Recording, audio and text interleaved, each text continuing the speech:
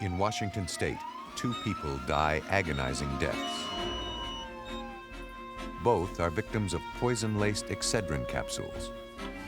The news causes public panic and costs manufacturers tens of millions of dollars. In Virginia, a cardiac care unit experiences an epidemic of unexpected deaths. Is this bad care or bad luck? Or is it something more sinister? And a man tries to murder his wife in an insurance fraud. Your emergency? I've got a medical emergency. My wife is going into some kind of convulsion. And her mouth is foaming. Poisoners are among the most elusive killers. Today, forensic detectives are employing an arsenal of techniques to uncover and convict them. Who is winning the war?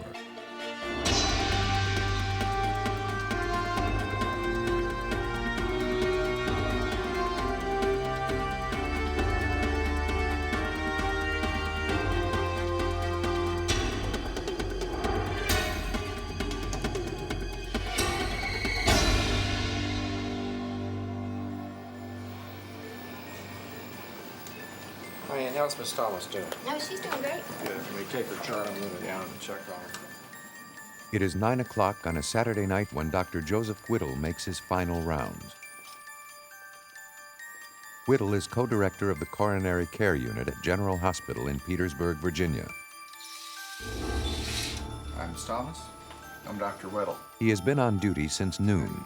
It is time to go home. Among his patients is Josephine Thomas, a 73-year-old retired teacher. She was admitted with heart problems several hours earlier and now is resting comfortably. At around 11 p.m., Whittle orders an IV.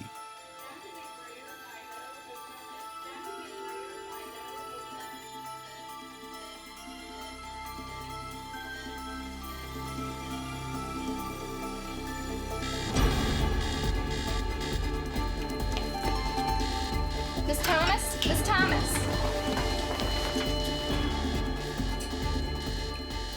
The duty nurse signals a code blue, a patient emergency, and calls in Dr. Whittle. Josephine Thomas is in crisis. It takes Whittle just 15 minutes to return. Everyone clear? Shocking? Too late. Josephine Thomas cannot be revived.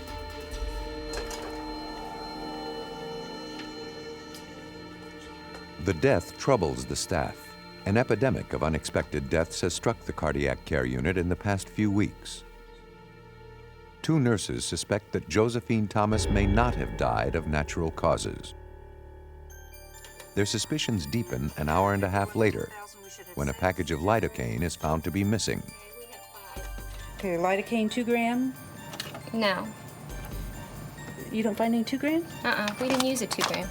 All right. Well, we should have 1 2 gram lidocaine in. I don't have one. Lidocaine is a drug given to stabilize heartbeat. In large concentrations, it can be fatal. Whenever a death seems unusual or suspicious, medical and law enforcement personnel are required to contact the medical examiner's office. Hi, Dr. Fierro. How are you? Hello, Jim. How are Dr. you? Marcella Fierro is chief medical examiner for the state of Virginia. Several cases. In her first year as an assistant medical examiner, she worked on the Petersburg case. The problem arose when it became apparent that there was, one, an increased number of deaths in the unit as compared to previous months, and secondly, that a significant number of them were occurring in the presence of or were being discovered by Leroy Hargrave. Evening, ladies.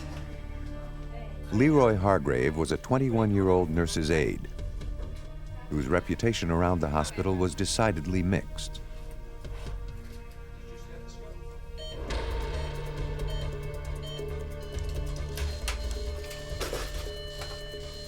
It was Hargrave who had called the alert on Josephine Thomas. Several other deaths had also occurred during Hargrave's shifts. Was this coincidence, or was something else going on? No one had seen Hargrave do anything wrong. It would take all the resources of forensic science to establish what had happened. Throughout the United States, an autopsy is performed whenever the cause of death is unknown. This unknown male was found dead on a Michigan street. All right, go ahead and check the status of the hair, looking for any injuries on the head. How did the individual die? Was it natural death, an accident, a homicide, or suicide? Sometimes the answer is undetermined. Did you make it to a hospital? No, not this guy. He was found dead in an older part of town. I'm wondering about lead poisoning. You think we ought to get a heavy metal screen on him? I think it'd be a good idea. Why don't we get some head hair too, right, since arsenic can accumulate in the hair. If we do find arsenic on the general heavy metal screen, then we can fractionate the hair. Since hair grows about 1 centimeter a month, see if there's any chronicity to the poisoning. Pathologists gather a variety of samples, including muscle tissue, brain, kidney, urine, and blood. About 30 cc's will be enough, Paul. All right, let's get a piece of kidney too, Paul. All right. Each sample may tell a story about the victim's life and death. Poisoning is a rare occurrence, according to James Valentour, head of the toxicology laboratory for the Commonwealth of Virginia. Poisoning is not automatically suspected. It depends on the circumstances or lack of other evidence following the investigation. If an autopsy is conducted on a young person in otherwise apparent good health and no cause of death is found, then the suspicion of drug involvement or drug contribution to that death increases, and we proportionally increase our analyses until we rule out all the possibilities that we can. Today, poison specialists, called toxicologists, employ a bewildering array of sophisticated technologies. Antibodies, protein substances the body produces to combat foreign matter, are used to detect toxins. To test for cocaine and its metabolic products, for example, blood is mixed with antibodies specific to certain parts of the cocaine molecule. A fluorescent label is added to the mixture. If cocaine is present, the pattern of fluorescence changes. To identify poison compounds, they must be broken down into smaller parts called ions.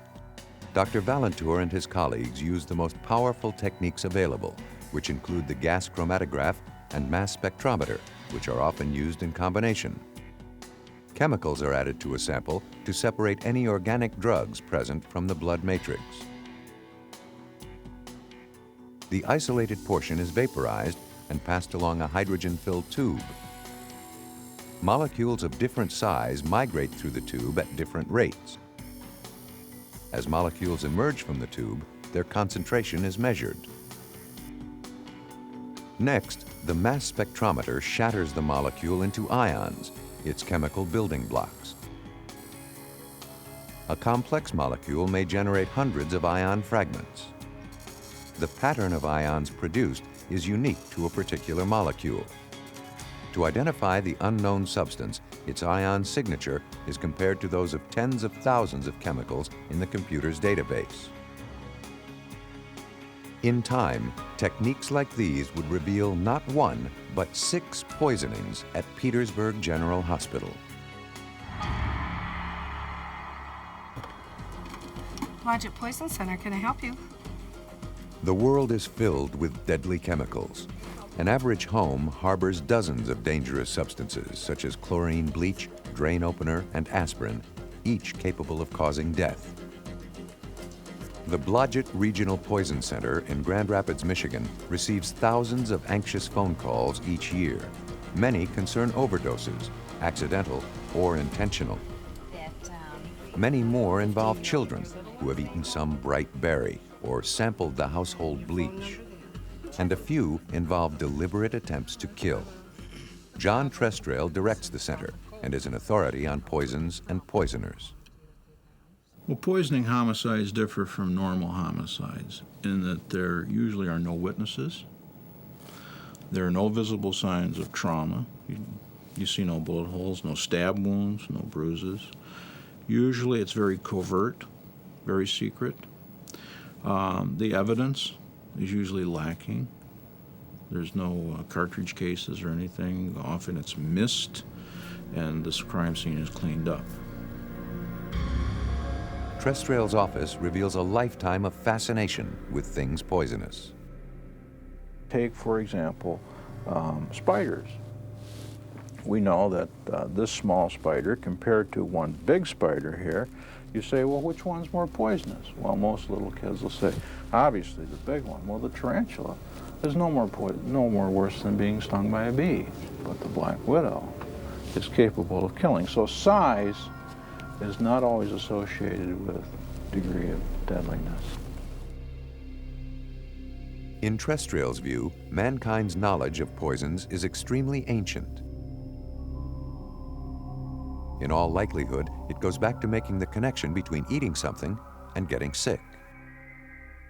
Okay, here we have an example of what primitive man might have first associated cause and effect relationships with. Here is a mushroom called the fly agaric, common name, Amanita muscaria.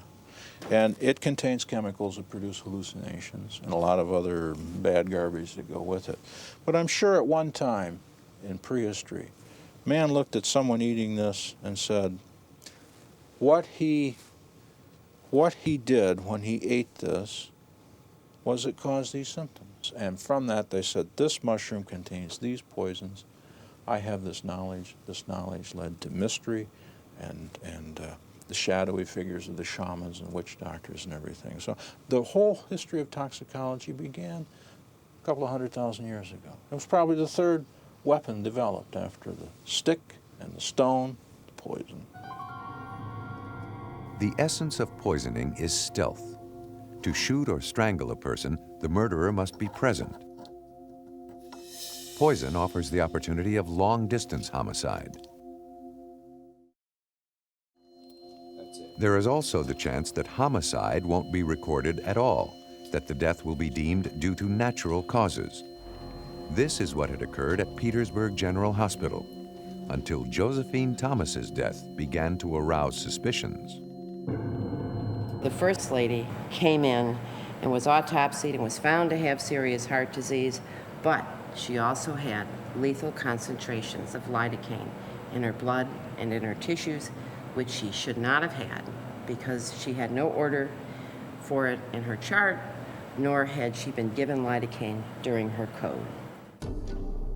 Concerned about the rising death rate, the hospital reviewed all the fatalities since Leroy Hargrave had been assigned to the unit. And they identified 10 persons that they thought might be at risk for lidocaine poisoning. James Dalton, now a judge, was assistant Commonwealth's attorney in Petersburg when the deaths took place. I received a call from an attorney. He said, we've got something I hope doesn't exist, but I'm afraid that there's a possibility that there have been a number of people actually killed at the hospital. Dalton also learned the name of the chief suspect, Leroy Hargrave. They were on his shift, and his shift may have varied, but he moved around, so whenever he was on a shift. But it was a night shift normally that these occurred, and I guess it was not too suspicious initially because I think there is some history of people dying at night more frequently. So far, the evidence was circumstantial. Hargrave happened to be around when the deaths took place. To convince Dalton, and ultimately a jury, that they were premeditated murders, the medical examiner had to show that the patients had been given lidocaine in unusual amounts. The task was made more difficult because several of the victims had been dead for several months.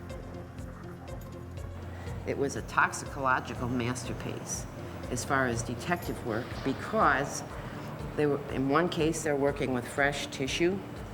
In other instances, they had to recover the poison from bodies which had been embalmed and buried.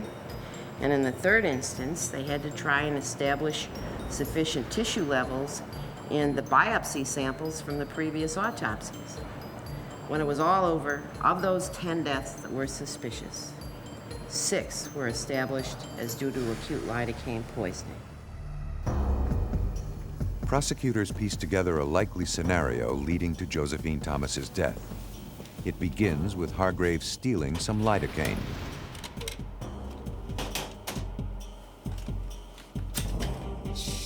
Once the cardiac care unit has settled for the night, he slips into Thomas's room unobserved.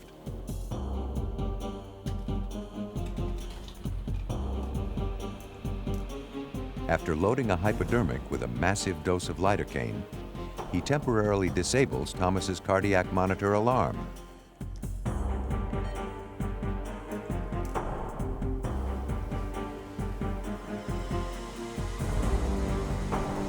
Within seconds of administering the drug, it will disrupt the rhythm of Thomas's heart, causing a fatal seizure. Then, Hargrave raises the alarm to divert suspicion from himself. We need some help in here! Leroy Hargrave was convicted of poisoning Josephine Thomas and sentenced to life imprisonment. He never confessed, and his motive for killing Thomas and the other patients was never established. Dr. Fierro talks about one theory. The code, the actual code procedure, the cardiac arrest procedure with the response by a resuscitation team is a very dramatic event. It's very intense, it's very rapid. There are orders, there's no pleases, there's no thank yous, there's just instructions. And this is quite exciting to persons who are on the outside, you know, if you're not related to the person who's being coded. So it was thought that he really got into the code. Without the initial suspicions of the nurses, without the technology to precisely identify lidocaine weeks or months after death, Leroy Hargrave might have gone free. John Trestrail.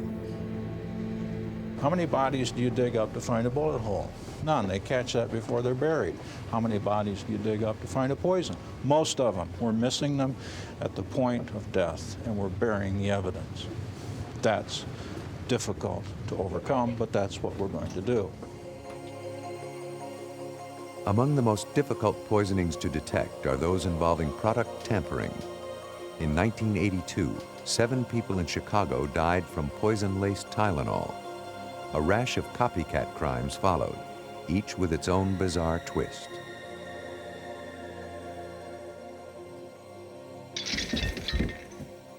June 11, 1986, the town of Auburn, Washington. Hey, Mom?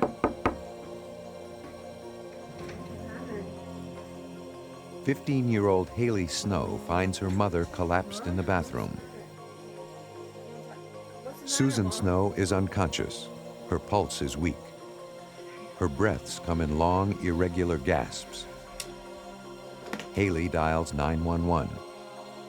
Within 4 hours, this apparently healthy 40-year-old mother of 2 will be declared dead.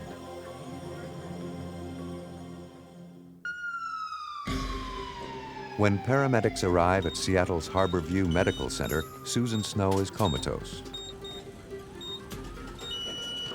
Harborview is the best trauma center in the Northwest, but Snow is fading fast. Snow's condition puzzles the emergency team.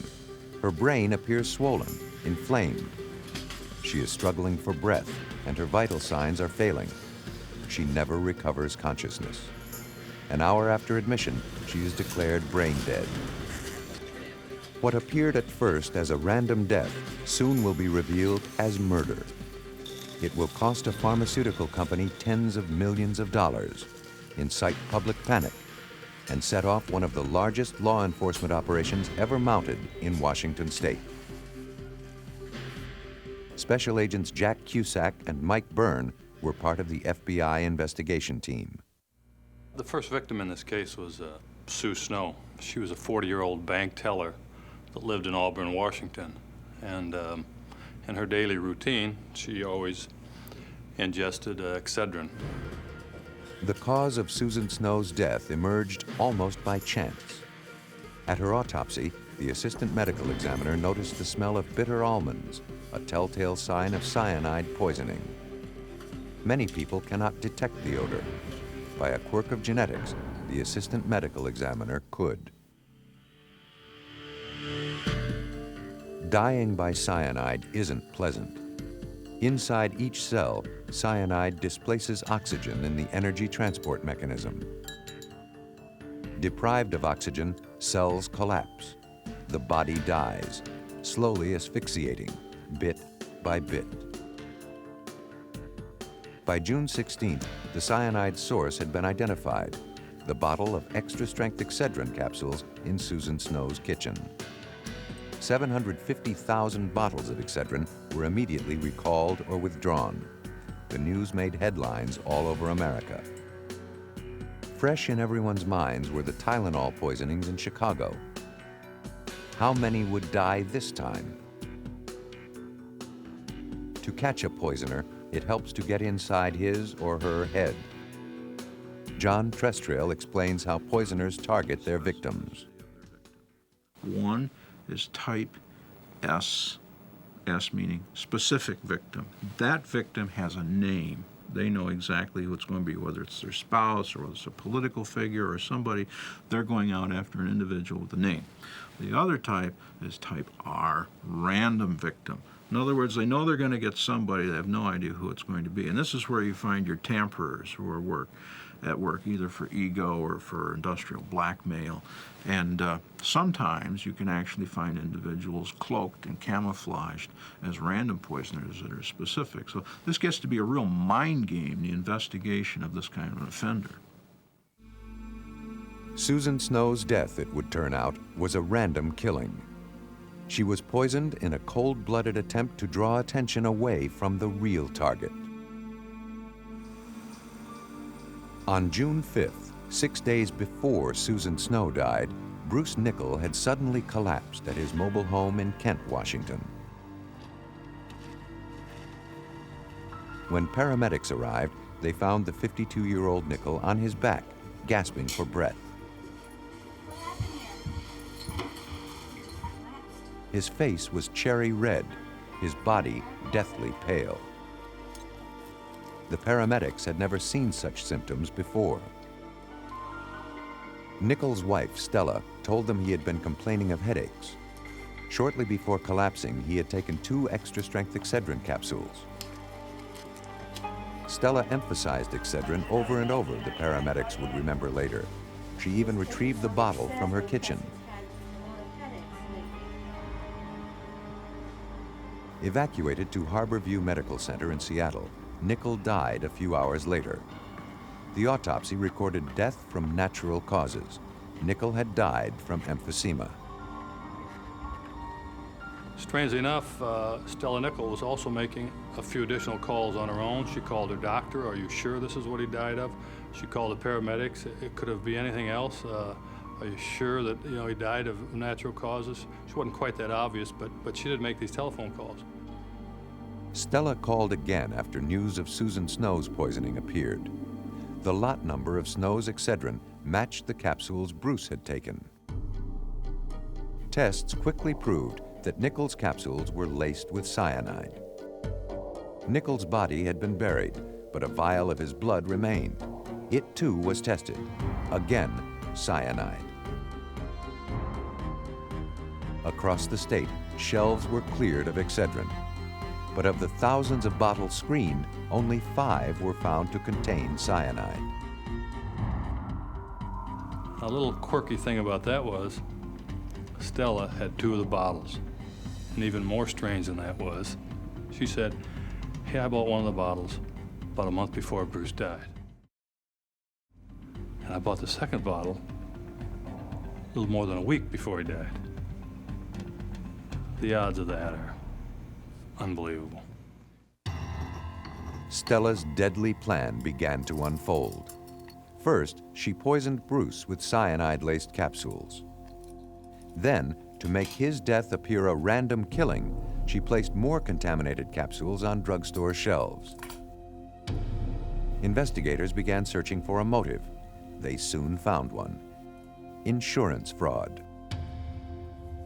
When Bruce Nichols died, and he was found to have died of natural causes, Stella stood to gain approximately $31,000. If he died accidental death, then this jumped up to about $178,000, and in addition to that, she had a couple $20,000 policies. To insurance companies, dying by poison counts as accidental death. But had Bruce taken out the policies? Handwriting experts scrutinized his signatures, comparing them to Stella's. The height and width of a letter, its shape and slope, all contain telltale clues. So does the fluidity, the flow and rhythm of the writing, which is very hard to fake. Bruce had not signed the documents. Stella had. Could the investigators now tie Stella to the cyanide?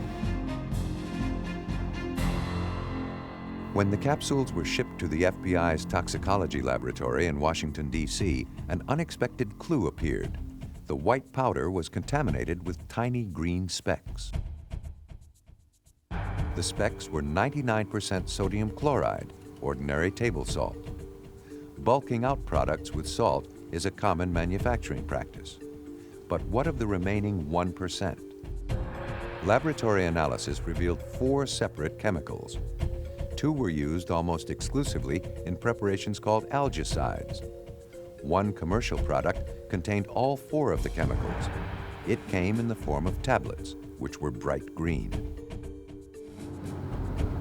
The laboratory called us back and said, "We have positively identified those green crystals as a product known as algae destroyer.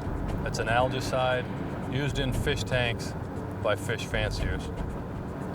And that really rang a bell for us because from the first time any of our agents went in Stella's residence, it was obvious she was a fish fancier. She had fish aquariums all around the front room. The cyanide had led to algae destroyer. Would algae destroyer now lead to Stella? Agents combed pet stores all over Seattle. Someone might remember Stella and the kind of algicide she preferred.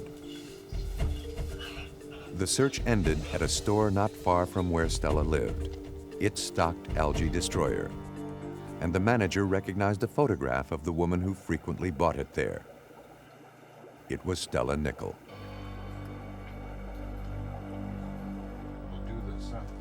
For months after Bruce Nichols' murder, Stella avoided taking a polygraph test. Her health would not permit it, she explained. In November 1986, she finally agreed to cooperate.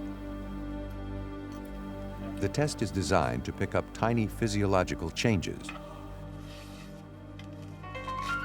Blood pressure and pulse rate are carefully monitored.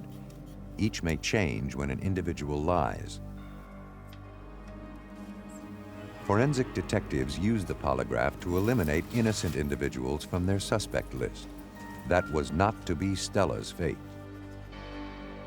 I remember the comment she made when we were walking back to the examination room. And she kind of turned around and said, "I feel as though I'm walking into a lion's den." I didn't understand the significance of that comment, but I thought, a little unusual. Stella took the examination. I formulated the questions. They were clear-cut. Did you cause your husband's death? Did you put potassium cyanide in those extra-strength Excedrin capsules? Stella clearly showed deception on the test. When we informed her of that in a straightforward fashion, she asked for her attorney, who was in the waiting room, and basically, everybody knows how the Miranda rights go. That pretty much terminated that interview that day. More trouble was in store for Stella. This time it came from an unexpected source, her daughter, Cindy. When she heard Stella had failed the polygraph, she contacted Jack Cusack. You know, there's no doubt about it. We had a lot of good breaks come our way on this case. And one that paid off initially was the fact that Stella's daughter, Cindy, decided to share with us some of the conversations that she had had with her mother out at the airport. In 1985, after years of feuding, Stella and Cindy briefly reconciled. They even got jobs together as security guards at Seattle's SeaTac Airport. It was there, in the pauses between flights, that Cindy heard hints of Stella's plan. First, Stella asked her daughter where she might buy heroin. What was a lethal dose? How much cocaine? Then she talked about hiring a hitman to shoot Bruce while she was out of town, or, less plausibly, to kill him in an automobile crash. Finally, she talked about poisoning Bruce. You know, Cindy told us that, my mother spent a lot of time doing research at the library. She said, my mother would go to the libraries within the Seattle area, within King County, and research various plants. At first, Stella hoped to identify poisonous plants on her property, which she could surreptitiously feed to Bruce. To check out Cindy's story, the FBI sent teams of agents to every library in South Kent County. It was a monumental task. They were searching for a book, any book, that would tie Stella to poison. Boxes of books were sent back to the FBI laboratory in Washington, D.C. There, a team of examiners scrutinized them for Stella's fingerprints. We're kind of part of the human behavior aspect of the case, and that's, in a lot of ways, that's pretty interesting. You're in on the interviews, you're kind of putting the pieces of the puzzle together. A lot of the unsung heroes in this is the poor guy back in the FBI laboratory that gets a half a truckload of books and a set of fingerprints and said, find him in there, and he spends months and months, and all of a sudden calls us up one day and says, hey, in this one book of the multitude of books you sent me, I found 104 of Stella's fingertips in there, and I found 3 palm prints. And you can imagine when we're on the receiving end of a telephone call like that. The circle was closing on Stella. Special Agent Mike Byrne. So now we have library books that we went out, came up with her latent prints on library books where she actually researched cyanide. We had the insurance where she forged Bruce's signature, and now we had the algae destroy product that she actually purchased. On May 9th, 1988, Stella Nickell was found guilty of murdering Bruce Nickell and Susan Snow. She was sentenced to life imprisonment without parole. She never buckled. When Jack had a chance to interview her, said you failed the polygraph examination, it was just a stone face. And she never buckled. Even to this day, she's never said anything. No one saw Stella poison Bruce. She never even met Susan Snow. Still, she refuses to face her guilt. Denial may be a characteristic of poisoners. According to John Trestrail, imagination is another.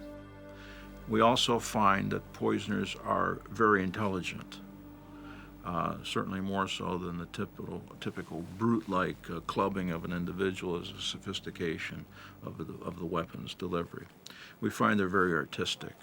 By artistic, I don't mean they paint pretty pictures, but I mean that they can design almost something like a play.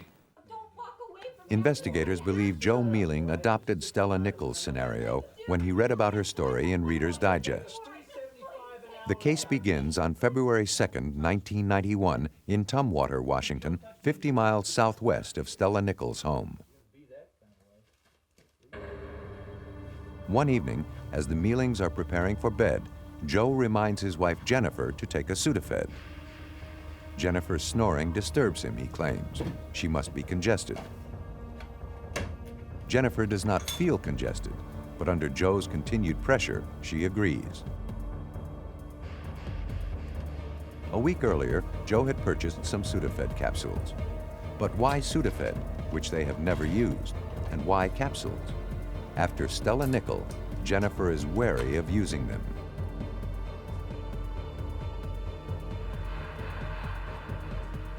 Moments later, Jennifer collapses and rapidly becomes unconscious.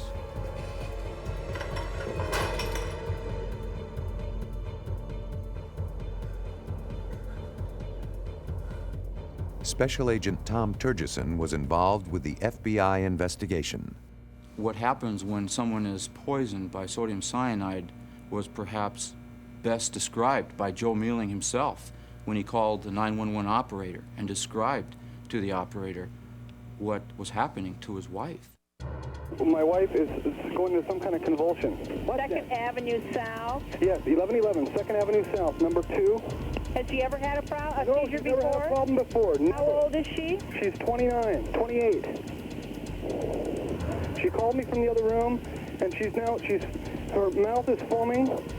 Take a deep breath. You need to be calm for your wife, okay? Yes, I'm calm. Okay. Does she use drugs or on any medication of any kind? She just took a Sudafed. It was fast, it was swift, and she was in agony. Rushed to the emergency room, Jennifer is in a coma. The staff struggles to save her life, treating Jennifer for diabetic ketoacidosis, elevated acid and blood sugar levels. In the midst of it all, Joe Mealing makes a curious suggestion to the physician in charge. Have you considered poison, cyanide in particular? Miraculously, Jennifer recovers. She tells the emergency room doctor that she had taken Sudafed at her husband's insistence. The doctor alerts the police and orders a cyanide test. Next day, his suspicions are confirmed. There is cyanide in Jennifer's blood. Without Joe Mealing's comments about cyanide, Jennifer Mealing's poisoning might have been overlooked, just as Bruce Nichols' poisoning initially was missed. But why don't toxicology laboratories routinely screen for cyanide? Washington State toxicologist Dr. Barry Logan. It's relatively uncommon to uncover an unsuspected poisoning. Usually if an investigation has been done properly by the investigator's office, by the coroner's office, we have information up front about what the circumstances are surrounding the death, so we know whether it's likely to be a poisoning or not. Dozens of compounds show up on routine drug screening tests. Cyanide does not. And there is a further complication. Prior tests for cyanide have taken a long time to do, and it's been difficult to generate the results in a way in which the information can be used effectively by the investigators. Before 1991, detecting cyanide involved a multi-step test which took at least a day to complete. Every sample of tissue or blood had to be tested separately. Dr. Logan has devised a simpler procedure, a litmus test. Chemicals are added to a sample generating hydrogen cyanide gas, if cyanide is present. At the same time, the litmus strip, paper impregnated with a complex of chemicals, is added to the tube. If hydrogen cyanide has been produced, the strip turns purple. The degree of coloration is a rough guide to how much cyanide the sample contains. The test that we currently use in this lab to screen for the presence of cyanide is very easy to do. We can do a large number of screens in a short period of time, which is a big advantage. Within days of Jennifer Mealing's near poisoning, Dr. Logan had the opportunity to try out his new tests. On February 11th and February 18th, there were two mysterious deaths. Both fell within Logan's jurisdiction. We conducted our full drug screen on the sample and found the presence of therapeutic levels of a compound called pseudoephedrine, which is the major component of Sudafed. That in itself wasn't particularly remarkable, but at the pathologist's request, we also did a test for cyanide. The cyanide test came back strongly positive, a level that indicated almost certainly the cause of death as being cyanide poisoning. On March 1st, a pattern finally emerged. 3 cyanide poisonings, 2 deaths. All 3 victims had taken Sudafed. Next day, Sudafed was withdrawn, and the FBI was called in. Before we've actually focused on Joe, because that's one of the things we look at are the victim families. But Joe made several comments that he is the primary suspect and that he's too smart to ever be caught, and he certainly wouldn't be caught by the FBI. But Joe Mealing underestimated the agent's tenacity. and the FBI's resources. FBI agents carefully examined the backing of the Sudafed packages in the hopes of finding some evidence of tampering. They found that on untampered packages, the foil breaks when the pill is pushed through the back, leaving a jagged edge. But on the tampered packages, the break in the foil was smooth. Mealing had removed the capsules with a razor, carefully slicing them from the package so he could replace them later. Throughout the investigation, we tried to learn about nearly every aspect of Joe Mealing's life. We tried to reconstruct everything that he did for a fairly extensive time period, geographically place him into the areas of the crime scenes, to find out what's making him tick, try to find the motive, how does he operate. We want to know everything about Joe Mealing. Joe and Jennifer married in 1986. From the beginning, they had quarreled, mostly about money. Jennifer took multiple jobs to make ends meet. Joe indulged his hobbies: photography, computer, and theatrical makeup. But in the days before her poisoning, Jennifer later admitted, Joe's normal behavior had changed. 5 days before her collapse, Joe bought the Sudafed capsules, which neither of them had used before. When Jennifer returned home, she found Joe polishing his gram scale. Why now? He had not used it in 18 months. Stranger still, Joe was wearing latex gloves. He never cleaned the kitchen. It wasn't his job. Finally, there was the matter of the insurance policy. Joe caught Jennifer on the way to work one day and asked her to sign what she thought was a small life insurance policy for only $30,000. He knew exactly what he was doing. He asked her to sign it. When she was in a hurry, on the way out the door, she signs, and now he has a total of $700,000 on her life. Catching poisoners is rarely quick or easy. Despite the forensic detective's arsenal of sophisticated scientific techniques, often the most important element of a successful investigation is sheer doggedness. The FBI Evidence Response Team begins by meticulously examining a crime scene. Agents don special clothing, not to protect themselves, but to safeguard the evidence. With today's ultra-sensitive techniques, a single drop of blood or saliva, a strand of hair or scraping of skin may seal the conviction of a criminal. Careful record-keeping is vital. Where each item was found, when and by whom, must be documented if the evidence is to stand up in court. FBI headquarters in Washington receives so many items of evidence for testing each day, it has been given its own zip code. Fingerprints still remain among the most important clues. The FBI has more than 200 million on file. There are dozens of ways to develop otherwise invisible prints, latent prints. One of the most effective is with the vapor of superglue, which adheres to the print and raises it to the surface. In the Sudafed poisoning case, Agent Turgeson and his colleagues fingerprinted every piece of evidence that might implicate Joe Mealing. 6 contaminated bottles were eventually retrieved, but Joe's fingerprints could not be found. Dozens of library books were examined, again without success. Perhaps Joe remembered that fingerprints helped catch Stella Nickel, and so he wore rubber gloves. FBI agents mapped the locations where the tampered packs were found. Joe told the FBI he bought Sudafed from a store near his house. Other tampered packages turned up in a store in the Lacey area near Joe's work. But 4 stores in Tacoma also had tampered product. Special Agent Tom Turgeson.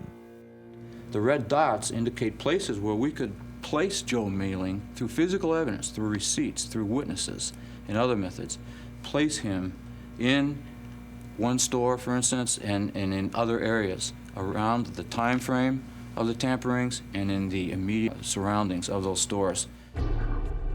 Joe's link to the 2 stores near his home and work were evident enough. But what of the 4 stores in Tacoma? We found out that Joe would frequent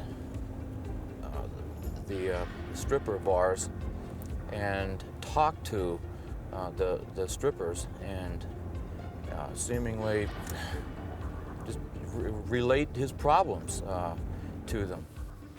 We found several of the dancers from topless dance clubs who recognized Joe Mealing, who testified against him at the trial, who placed him up here at certain dates and times. Some of them said he was a regular frequenter of the establishments, and they easily recognized him. The investigators had tied Joe to the tampered Sudafed packages. Could they now tie him to the cyanide? As the major suspect, the FBI tapped Joe's telephone early on in the investigation. One day, they heard him describe in vivid detail a building he had once visited. From the description, FBI agents identified it as the Emerald City Chemical Company in Kent, Washington. Among other things, Emerald City Chemicals sells cyanide. When investigators examined the poison register for the day Joe had visited the area, they could not find his signature. A Richard P. Johnson had bought cyanide that day. It was all the FBI required. As in the Stella Nickel case, handwriting analysis proved decisive. Despite Joe Mealing's attempt to disguise his handwriting, there are clear similarities between Richard P. Johnson's signature and Joe's own. Consider the formation of the J, for example, the shape of the O, and the way the letters sit upon the line. The person who signed the poison register was Joe. It was determined that Joe Mealing purchased 1 pound of sodium cyanide on January 11. A pound similar to this container, which is a representative container of sodium cyanide in the amount of 1 pound. That's a lot of poison, considering a pill the size of a Sudafed capsule killed 2 people and injured 1 other. One last point puzzled the investigators. When the clerk at the chemical store was shown a photograph of Joe Mealing, he failed to recognize him. In the residence of Joe Mealing, we found this array of theatrical makeup equipment. Experts in theatrical makeup testified at his trial and determined on the witness stand that there is the equipment here available to make someone up to be unrecognizable as to their true identity. We found a photograph of a person who looks elderly, graying hair, wrinkled face, and it's a friend of Joe Mealing in his late 20s, early 30s. It had taken 18 months of exhaustive investigation, but by August 1992, the FBI case against Joe Mealing was complete. Shortly before Jennifer's poisoning, he prepared 6 packages of Sudafed. In each, he replaced the Sudafed with capsules filled with lethal doses of cyanide. 5 packets he returned to drugstore shelves. 1 remained at home, to kill Jennifer. Joe Mealing was indicted on 2 counts of murder and the attempted murder of Jennifer Mealing. He is now serving life imprisonment. Among evidence discovered at Joe's home, agents found one last item of note, an outline for a screenplay about the poisoning of Jennifer. The protagonist, James Martin, is described as devoted, honest, reliable, sincere, truthful. Joe Mealing was greedy. He was very selfish. I don't think he was concerned about the health and welfare of his wife, Jennifer. He's concerned about Joe. Just as Stella Nickel learned from the Tylenol poisonings and Joe Mealing learned from Stella Nickel's mistakes, so too investigators learn to prevent and detect such murders. Dr. Barry Logan. There's no way to to prevent a product from being tampered with. What we can do is package it in such a way that if anything is done to interfere with the material, that it's evident to the person when they buy it from the supermarket or before they use the product. What's important for the conviction of a poisoner are four things I call the conviction pyramid. Number one, we have to have the victim. Number two, we have to have the poisoner. And then we have to have the poison and the intent. And all these things have to be linked together. Poison to victim, poison to offender, offender to victim, and then finally the intent. Was the intent really to kill that victim? Once you get those four things locked on, then you have the potential for a conviction. Each year, forensic science provides investigators with powerful new tools. How many poisoners still elude detection? We don't know. Perhaps more than we would like to admit. Who is winning the battle? In the end, no one. The fight goes on.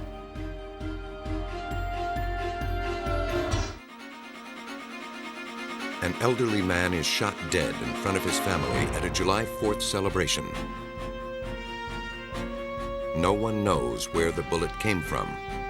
How can police track down his killer? A charismatic leader of the Black Panthers is killed in a police raid. His supporters say he was assassinated. The police claim they shot him in self-defense. Can a forensic expert determine who is lying? A child dies in a drive-by shooting. Can a state-of-the-art computer link evidence from this crime to another and win a conviction? It takes a split second for a gun to deliver death. Solving the crime takes much longer, but with increasing speed, expertise, and accuracy, forensic detectives are zeroing in on their deadly target.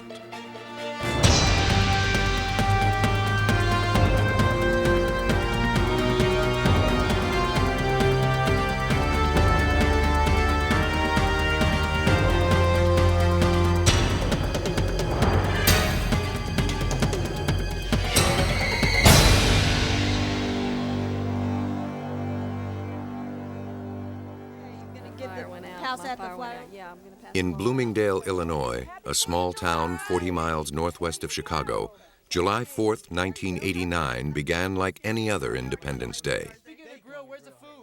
Like people all across America, families and friends gathered to celebrate the country's birthday by relaxing and holding the traditional backyard barbecue. Kids amused themselves with sparklers while eagerly waiting for the sun to set and the town fireworks display to begin. On the picnic grounds, a carnival provided an endless array of diversions, something for everyone to enjoy.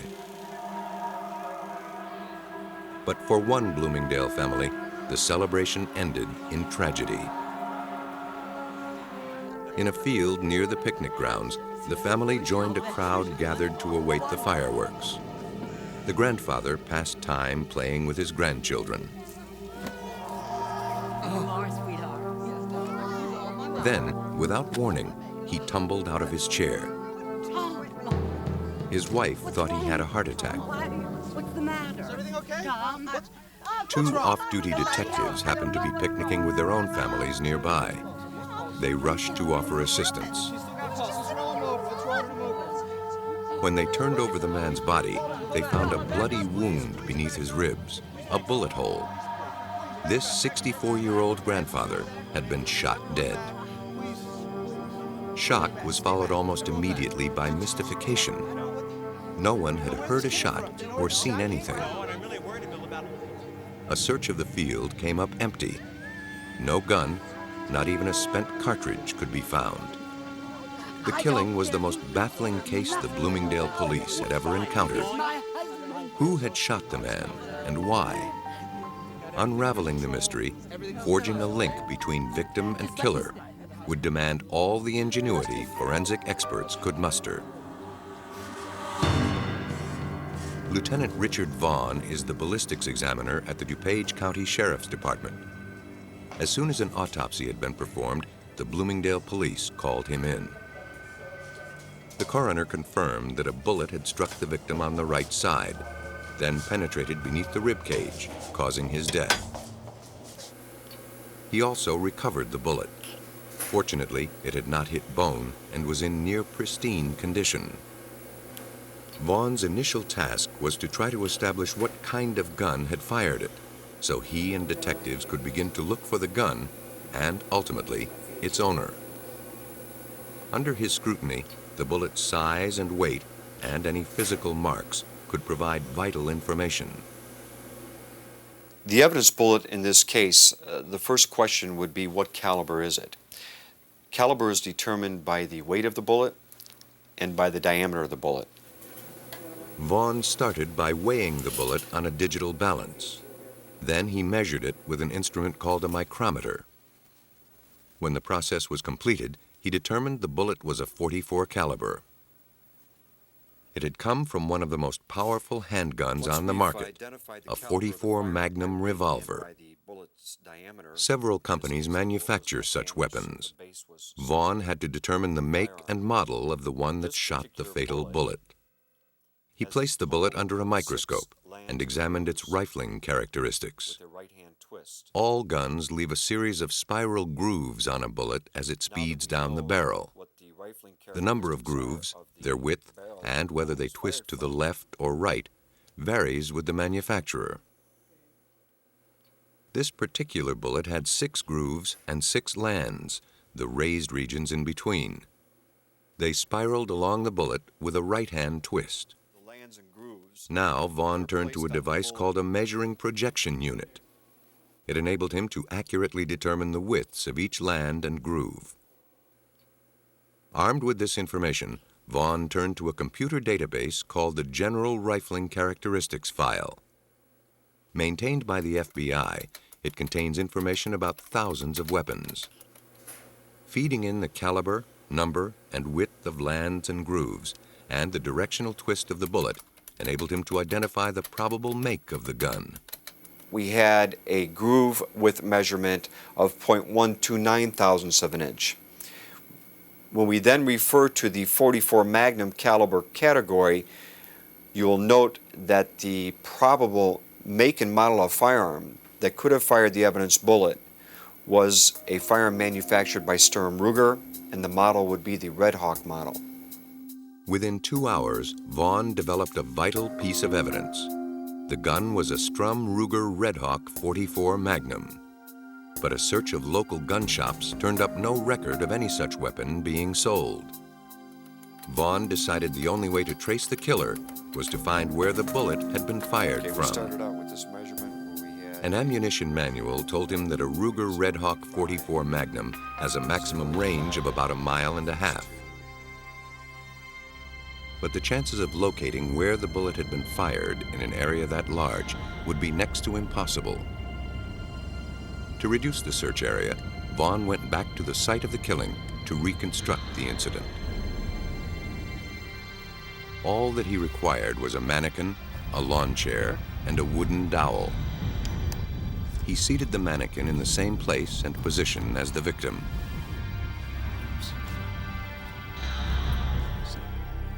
Then he inserted the dowel through its body in the precise angle of the bullet wound. The dowel rod now represents the actual trajectory of the bullet. Since we have an entrance wound here on the right side and the bullet was recovered on the left side, you'll note that the dowel rod is pointing in this direction here. We will now refer to this as the alleged flight path of the bullet. The dowel pointed roughly northwest. If Vaughn was right, that was the direction from which the bullet had been fired. Back in his lab, he began to map out the area where the police should concentrate their search. This is a Bloomingdale Township map which I was able to pick up at the Highway Department, which I took to the scene. And it demonstrates or depicts the search area. You'll note this area here is the open field in which the spectators were seated waiting for the 4th of July fireworks to occur in this area here. The decedent was seated in a chair here. Now, we had determined by a quadrant that our search area was going to be to the north and northwest. But from where in this search area had the bullet been fired? Vaughn's references told him the muzzle velocity of a Red Hawk is 1,200 feet per second. But from the 15-inch deep wound in the dead man, a medical examiner estimated the bullet slowed down to less than 700 feet per second when it hit. With the help of a computer ballistics expert, Vaughn calculated how far the bullet must have traveled for its velocity to have been reduced to this amount. We came to realize that the impact velocity being approximately 450 feet to 700 feet per second, that we would have to concentrate our search in an area between 500 yards and 700 yards. So our search area would have been in this span right here. So what we did is we actually established a cone of origin, if you will, where we would focus our search from this line depicted here to this roadway, which is depicted here. After narrowing the search area, Vaughn and police combed the neighborhoods between 500 and 700 yards northwest of the picnic grounds. They conducted door-to-door interviews, searching for any evidence that a large caliber gun had been fired. Eventually, they arrived at a residence on Lawrence Avenue. During a search of the backyard, they made a crucial discovery. In a corner was a 55-gallon drum perforated with holes. Vaughn felt they could have been made by .44 caliber bullets. The edges showed little sign of rust, suggesting they were new. Had they been made by the same magnum that killed the elderly man? To find out, Vaughn had to recover one of the bullets and compare it to the bullet from the dead man. He relied once again on dowels to point him in the right direction.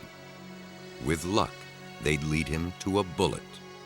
We have evidence that the shots were fired at an angle where they entered a little bit higher than they exited.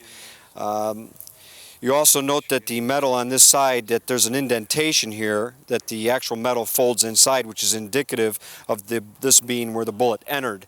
And on the other side, we have evidence of the bullet exiting, where the metal fold is actually folding towards the outside. So this is indicative of the bullet exiting. So we're going to take this dowel rod here and we're going to reconstruct the trajectory. In other words, the flight path of the bullet from the time it struck the 55-gallon drum until it exits. Again, you can see the actual metal around the periphery of the hole, and the fact that it's folded out is indicative that this is an exit. So this would demonstrate that this bullet, continuing in a straight flight path, would most likely have hit the grass somewhere in here. So what we're going to have to do is focus our search on this area. We're going to have to conduct a grit search. Vaughn and detectives spread out to find a bullet. Despite their thoroughness, they found nothing. Perhaps the barrel had been moved since the shots were fired through it. If so, metal detectors would be required to search a larger area.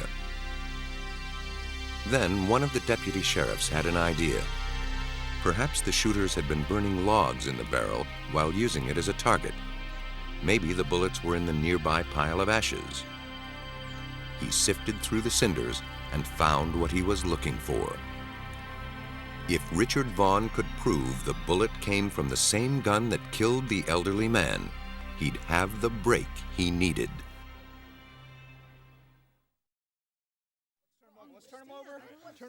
When the man died in a picnic ground in Bloomingdale, Illinois on July 4th, police had only two clues: the bullet recovered at autopsy and the wound it left behind. Now, ballistic examiner Richard Vaughn had a second bullet, found near the 55-gallon drum. A comparison of the bullets would tell him if they came from the same gun. Every Ruger Red Hawk Magnum leaves similar rifling marks on a bullet. 6 lands and grooves with a right-hand twist. But every gun also leaves its own unique individual signature on the bullets it fires, produced by tiny irregularities in the rifling. The bullet found in the drum was deformed by the impact, but Vaughn was still able to discern a series of distinguishing marks. They were enough to conclude it came from the same weapon that killed the victim. The net was closing in, but an important question remained. Could a bullet fired from the backyard travel unobstructed for nearly a half-mile to the picnic grounds? Vaughn enlisted the help of an engineering firm to survey the bullet's likely path. They recorded ground elevations and the positions and heights of every house and tree between the Lawrence Avenue residence and the picnic grounds. Then they constructed a diagram. The red line here demonstrates the calculated trajectory of the fatal bullet. The dark line here demonstrates the terrain. We do have documented here the dwellings that fell within the line of the trajectory of the fatal bullet. What we were able to determine was that this particular residence, for example, the bullet went directly to the right of it. But this indicates where the barrel of the firearm was. This is the fence that was at the back of the property, of the suspect's property. And this is the area where the decedent was seated. On its half-mile journey to the picnic grounds were many potential obstacles. Amazingly, the bullet missed every one. But would it still possess enough power to kill once it got there? To make his case, Vaughn had to prove it could. He turned to wound ballistics expert Martin Fackler, who had devised a standardized way to test how far a bullet penetrates human flesh when traveling at various speeds. The depth of the wound depends on the velocity of the bullet. To simulate the penetrating power of a bullet after a half-mile flight, some gunpowder is removed to slow it down to between 400 and 700 feet per second. This is referred to as a bullet inertia puller, and we're going to use this to pull and separate the bullet from the cartridge case so that we are able to actually remove the gunpowder from the cartridge case. Now that the bullet has been separated, Vaughn carefully tips out a measured amount of the gunpowder. It's a trial and error process. Empty out some powder, fire around. Measure the bullet's speed. If it's too high, remove a little more gunpowder. If it's too low, remove a little less from the next round. To ensure that the bullet impacts the block at the intended velocity, its speed is measured with an electronic timer. This is a chronograph. This is used to measure the speed of a moving projectile. It is nothing more than a timer, and the timer is started by the shadow of a bullet passing between these first two rods, and the timer is stopped by the shadow of a bullet passing between the second two rods. The speed in feet per second of the projectile is then recorded in the front of the machine. Finally, when everything is set, the test bullet is fired into the gelatin. Firing in the hole. The bullet traveled 15 inches, almost identical to the depth of the fatal wound. What's more, like the bullet found in the victim, it had not deformed. The test proved that the bullet had enough power to kill the man from a half-mile away. Further evidence that the shot had been fired from Lawrence Avenue. The results of Vaughn's test gave Assistant State's Attorney Joe Burkett grounds to serve a search warrant on Robert Logsdon, resident of the home where the drum was found. Logsdon admitted he and his girlfriend held a party on July 4th. But at first, he denied owning a handgun. As a convicted felon, it was illegal for him to possess one. He lied about virtually everything until he was confronted with facts that were known to us that we had put in the warrant, and he ultimately confessed and implicated his girlfriend as well in the shooting. There's a man who's dead. Under pressure from Burkett, Logsdon produced a .44 caliber Strum Ruger Red Hawk. He later confessed and revealed the events of his party. It had started ordinarily enough, a barbecue for a few close friends. Sometime in the afternoon, Logsdon had gone into the house to fetch his Ruger Red Hawk. A jug of water was placed on the 55-gallon drum as a target.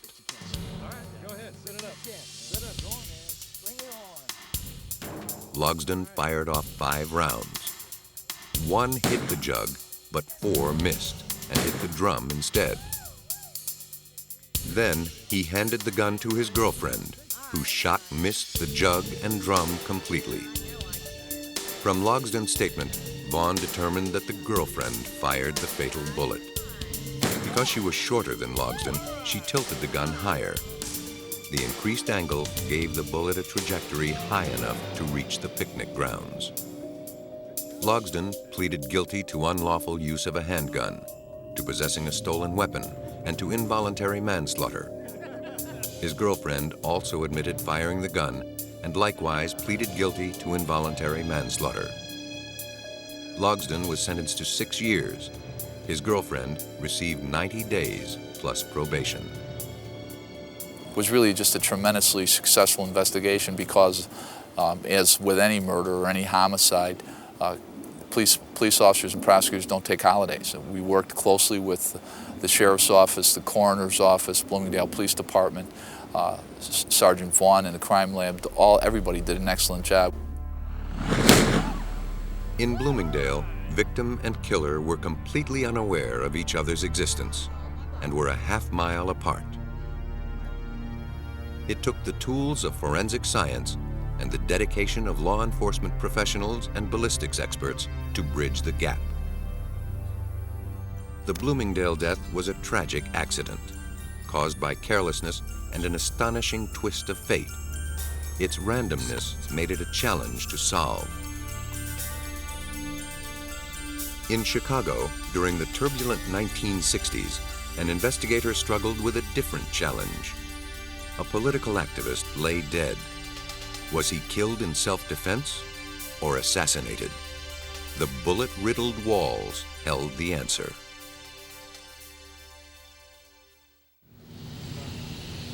December 4th, 1969, 4:45 a.m. 14 police officers, handpicked by Illinois State Attorney Edward Hanrahan, approached an apartment in Chicago's Oak Park area, the heart of the city's black ghetto.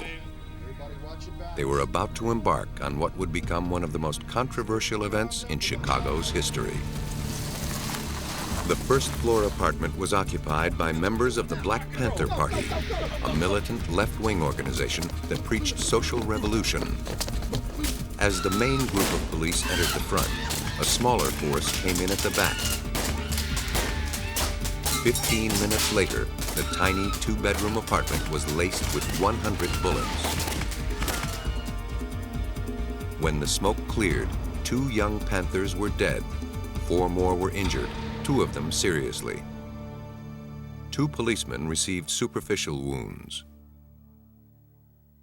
The raid yielded a cache of arms, 19 guns and boxes of ammunition.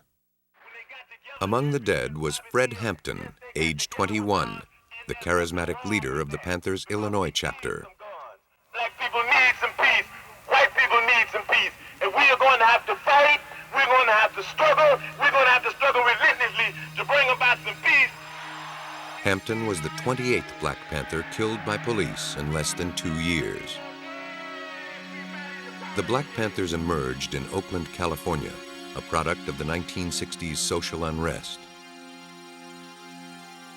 While black leaders such as Martin Luther King advocated civil disobedience and political action to advance civil rights, the Panthers seemed prepared to use violence if necessary.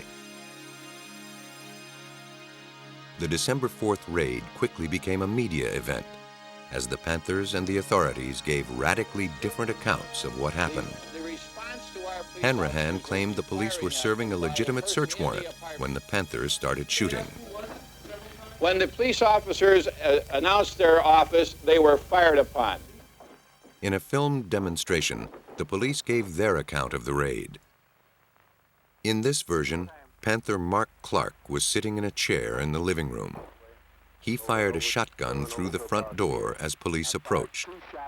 Police then burst in and shot him dead.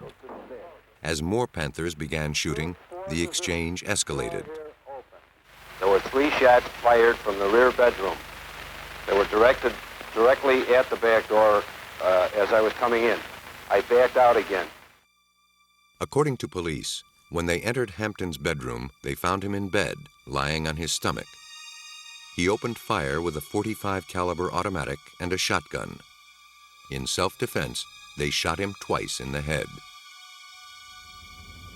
But the Black Panthers told a different tale.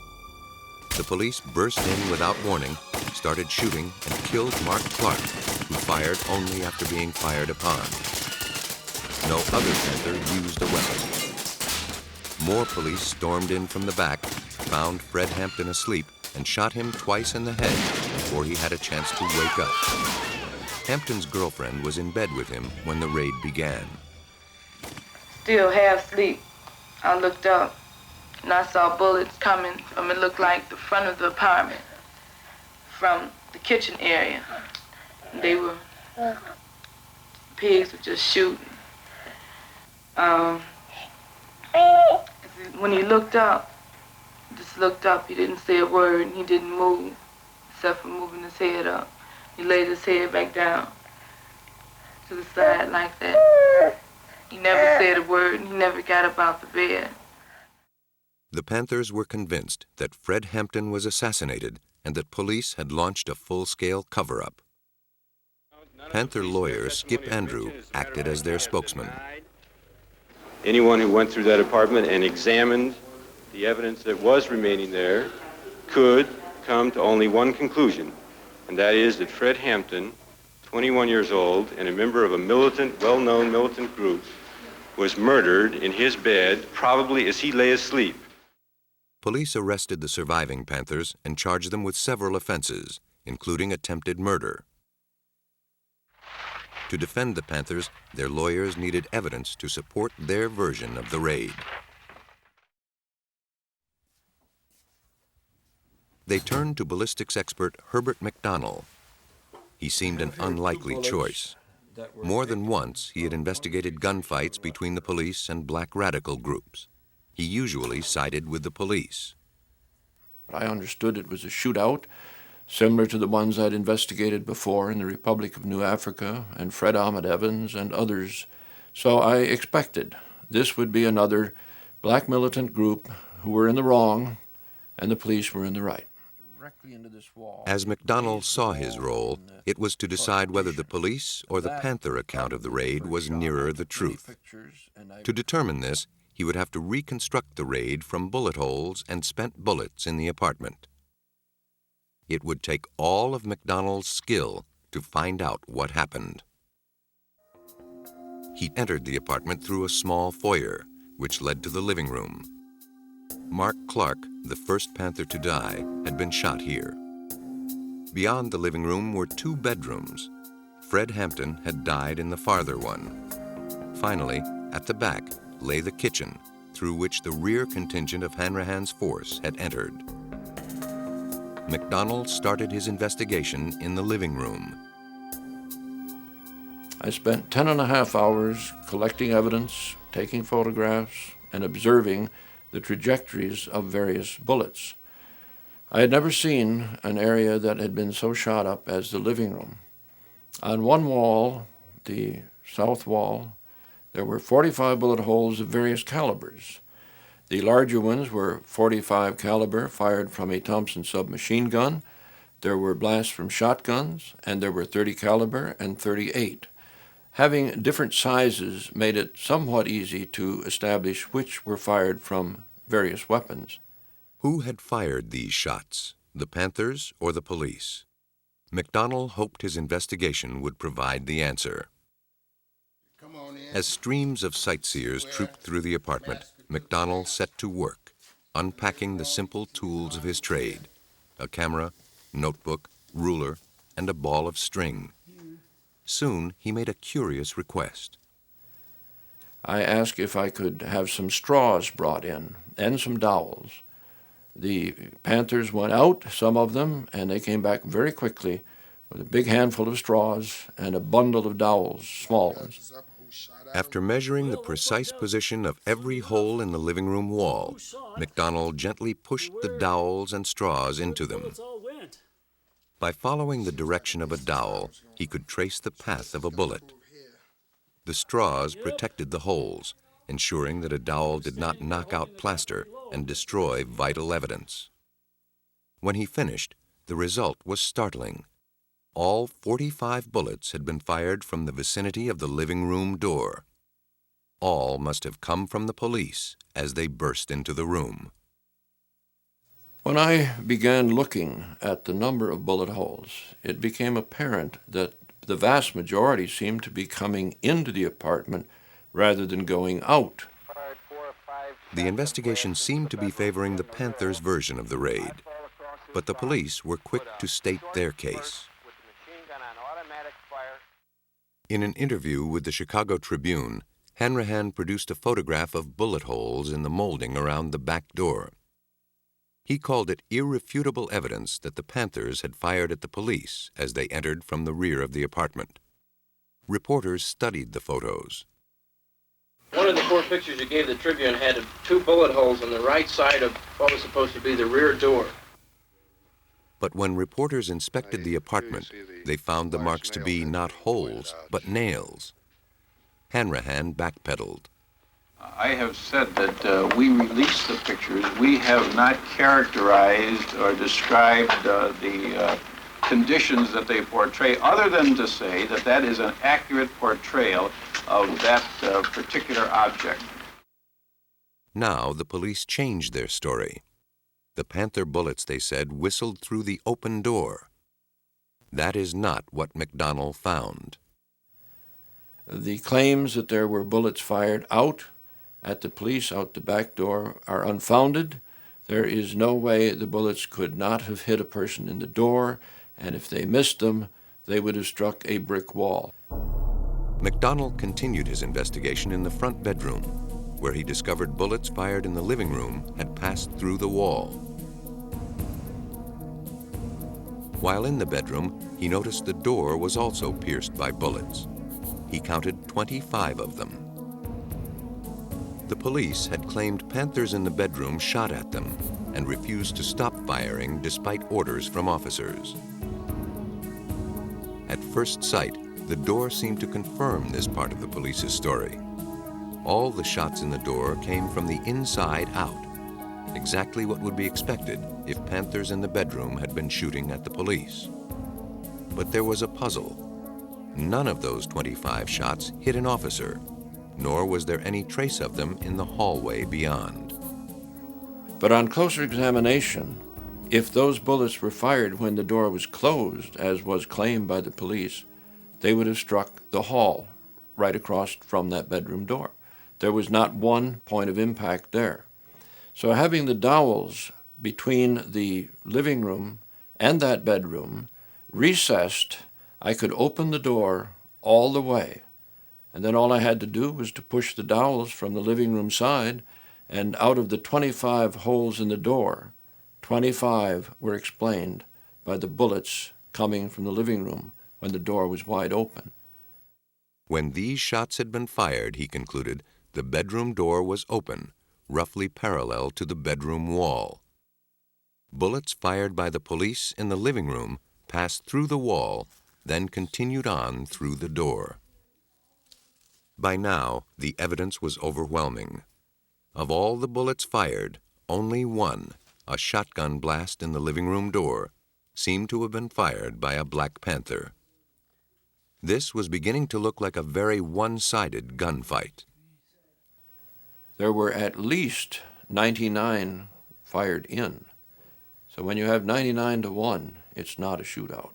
It's a shoot-in. But what happened in the back bedroom when Hampton lost his life? Was he waiting in bed, ready to fire, as police claimed? Or was he asleep and murdered in cold blood by the police, as the Panthers insisted? The trajectory of the bullets through his skull might solve the riddle. On January 3, 1970, a federal grand jury ordered Hampton's body exhumed. 2 earlier autopsies had given conflicting results. One, conducted by the Cook County coroner, reported that the 2 bullets in his head came from opposite directions. That suggested he was awake and moving. Hampton's relatives arranged a second one by a private pathologist. He found that both bullets had struck from the right and traveled on roughly parallel paths, suggesting Hampton was lying down. The new autopsy confirmed the second one regarding the trajectory. Both shots had entered Hampton's head from the right. The findings supported the Black Panthers' claim that Hampton had been asleep, lying on his back with his head down. From the trajectory into the head of Fred Hampton, both shots were fired in nearly parallel trajectories which projected back to the doorway. So if one policeman came in and fired a shot, Fred would have still been lying in that position when the second person came in with a different caliber and fired a second shot at what probably was either a dead or dying person. McDonald's meticulous investigation and the autopsy supported the Panther version of events. It looked as if the police had indeed assassinated Fred Hampton. But the most crucial question had not yet been answered. Did the Panthers or the police fire first? If the Panthers had started the shooting, even if they had fired just a single shot, the police could maintain they shot back only in self-defense. To answer this question, McDonald performed his most dazzling piece of detective work. The gunfight evidently had started as the police stormed the living room. McDonald found that the living room door contained 2 bullet holes. His examination of powder marks and wood splinters established that one bullet came from outside, from a police .38 revolver. He recovered the bullet from the living room wall. A second, larger hole likely came from Mark Clark's shotgun. After blasting a hole in the door panel, the slug had gone through a wall and ended up in the stairwell outside the apartment. McDonald had an idea. By figuring out how far the door was open when the .38 bullet and the shotgun slug passed through it, he might be able to tell who shot first. He traced the bullets' paths as they flew through the door. He knew that, by their own admission, the police had forced open the door as the raid began. He threaded a string through the .38 caliber hole in the door to the .38 hole in the wall. Then he adjusted the door until the string was straight. The door was barely ajar. Next, he ran a line from the slug hole in the stairwell through the hole in the door and then to Mark Clark's chair. This time, when the string was pulled straight, the door was 3/4 open. Through his experiments, McDonald pieced together the scenario. As police pushed open the door at the start of the raid, they fired the .38. As it swung open further, a Panther shotgun went off. That was the only evidence of any shot being fired out. McDonald's conclusion was clear. The police fired first. According to McDonald's findings, the police broke in, firing a .38 caliber pistol as they slammed open the living room door. A Panther, presumably Mark Clark, returned the fire. As the fusillade of police bullets poured into the apartment, Panthers fled to the second bedroom, where they tried in vain to awaken Fred Hampton. When the police reached the bedroom, they shot Hampton twice in the head. In court, charges against the surviving 7 Black Panthers were eventually dropped. No indictments were ever handed down against State Attorney Hanrahan or the 14 officers involved in the raid. But Hanrahan's credibility had been tarnished, and his political career was ruined.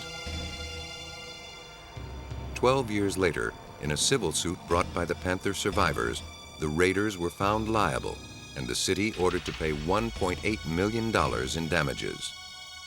McDonald's detailed investigation helped to tip the scales and ensure that in the end, justice was done. It's been 30 years since Fred Hampton's death. But today, crime solving takes as much tenacity and ingenuity as ever. Investigators are finding a new ally in the computer. It's proving time and again that a criminal's past can catch up with him.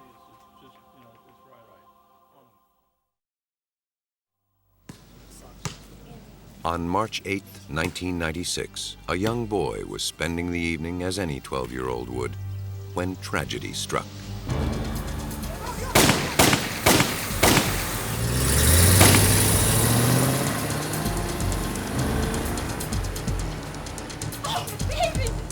A gang war simmered on the streets of his New Orleans neighborhood. The boy became a casualty of that war, a bullet in his head from a senseless drive-by shooting. Within minutes, police and paramedics were on the scene. They rushed to save the boy's life, but from the start, the prognosis looked grim. Homicide detectives from the New Orleans Police Department began interviewing eyewitnesses. Two men who had run for safety when the drive-by occurred returned to the scene. One of them was the victim's uncle. The men admitted to police that they were the intended victims. They recognized the car and identified the triggerman as Kevin Jordan, a gang member and drug dealer. Meanwhile, the child was taken to the hospital. 15 hours later, he died. As the search for Kevin Jordan started, Sergeant Michael Rice and John Treadaway, firearms examiner for the New Orleans Police, began their own quest. 2 bullets had been found at the crime scene, and a third had been recovered from the little boy. Could they link those bullets to a gun, and then link that gun to the killer? The bullet was placed in our evidence room, and it was delivered to the firearms section for me to examine. Examining the bullet, I found that it was a .38 caliber having a 6 rifling twist. Most drive-by shootings involve semi-automatic handguns, but this bullet was fired from a revolver. So I was able to inform the Detective Bureau that the gun that was used was a .38 caliber revolver. But were all 3 bullets fired from the same .38? To find out, Treadaway had to compare the fine details of each one. So, you see how pronounced this is? If you look up on the monitor in the groove, you can see about 2/3 of the way down is a good match. It matches on the following land and the following groove. This is a hit, no doubt at all. This is both bullets fired from the same weapon, no doubt. Okay. And I think this is what they needed. Now, detectives in the field knew that only a single .38 revolver had been used. Until they found it, there was little more that Treadaway could do. Open the door, please! Detectives, meanwhile, learned the name of the driver. He was Henry Talley. They also found out he owned a .38 caliber revolver. On March 16th, they arrived at Talley's home armed with search warrants. A search turned up drug paraphernalia, marijuana, crack cocaine, and 3 guns, including his .38 caliber revolver. He was taken in for questioning. Talley's weapons were confiscated and sent to Treadaway at the ballistics laboratory. Could he tie the .38 revolver to the bullet that killed the boy? If so, the police could build a solid case against Talley and the alleged triggerman, Kevin Jordan, who had already been arrested on suspicion of murder.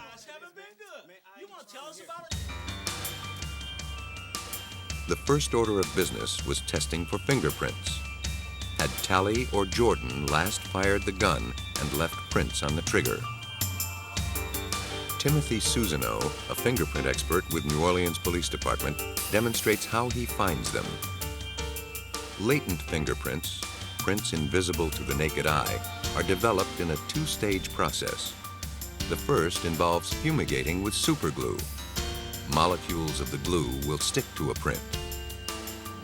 Then you want to take your liquid superglue and pour it into the aluminum dish. Next, I'm going to place the aluminum dish onto a hot plate that's located inside this tank. That's going to heat the super glue and accelerate the fuming process. Within an hour, the gun is cooked. Now it's ready for the second stage of the test. It's washed with a fluorescent dye. If any prints exist, the dye will adhere to them and become visible under the ultraviolet light source. Unfortunately, none showed up on the 38 found at Talley's residence. The test could not help pin the shooting on Talley or Jordan. Still, the test is often worth performing. Sometimes it can yield dramatic results. This is an example of a partial latent fingerprint that was developed on the trigger guard of a weapon that was used in a murder. As you can see, the partial fingerprint right here, that's on the front part of the trigger guard, which is located right here. To establish a connection between Talley's gun and the fatal bullet, Treadaway needed to inspect a bullet shot from the gun. This is our ballistic recovery room. In this room is our ballistic tank that we test fire our weapons in. This is Officer Glenn Surpass. He's going to test fire these weapons. We're going to test fire this 38 first. Before we do anything with it, we normally like to check to make sure that the weapon is functional.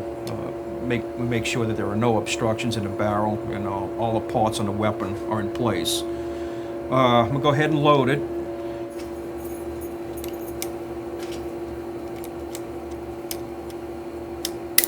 We need to put some ear protection on. It gets a little loud in here. The gun is fired into an 800-gallon tank of water, informally called the hot tub. Water halts the bullet without distorting its shape or marking its surface.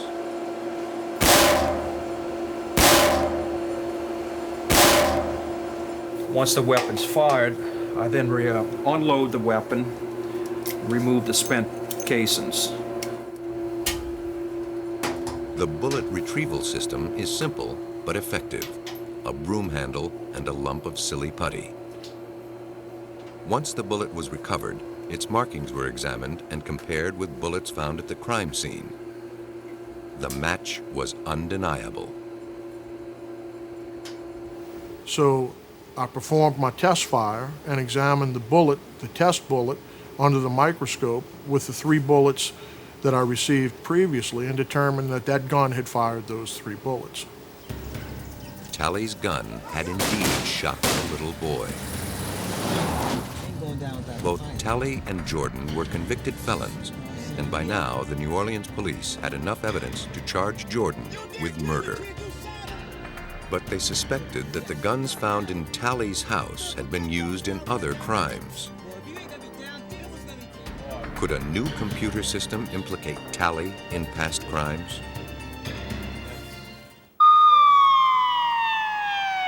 When the 12-year-old boy died in a drive-by shooting in 1996, New Orleans police had a brand new crime-solving tool available. Earlier that year, they installed the Integrated Ballistic Identification System, or IBIS.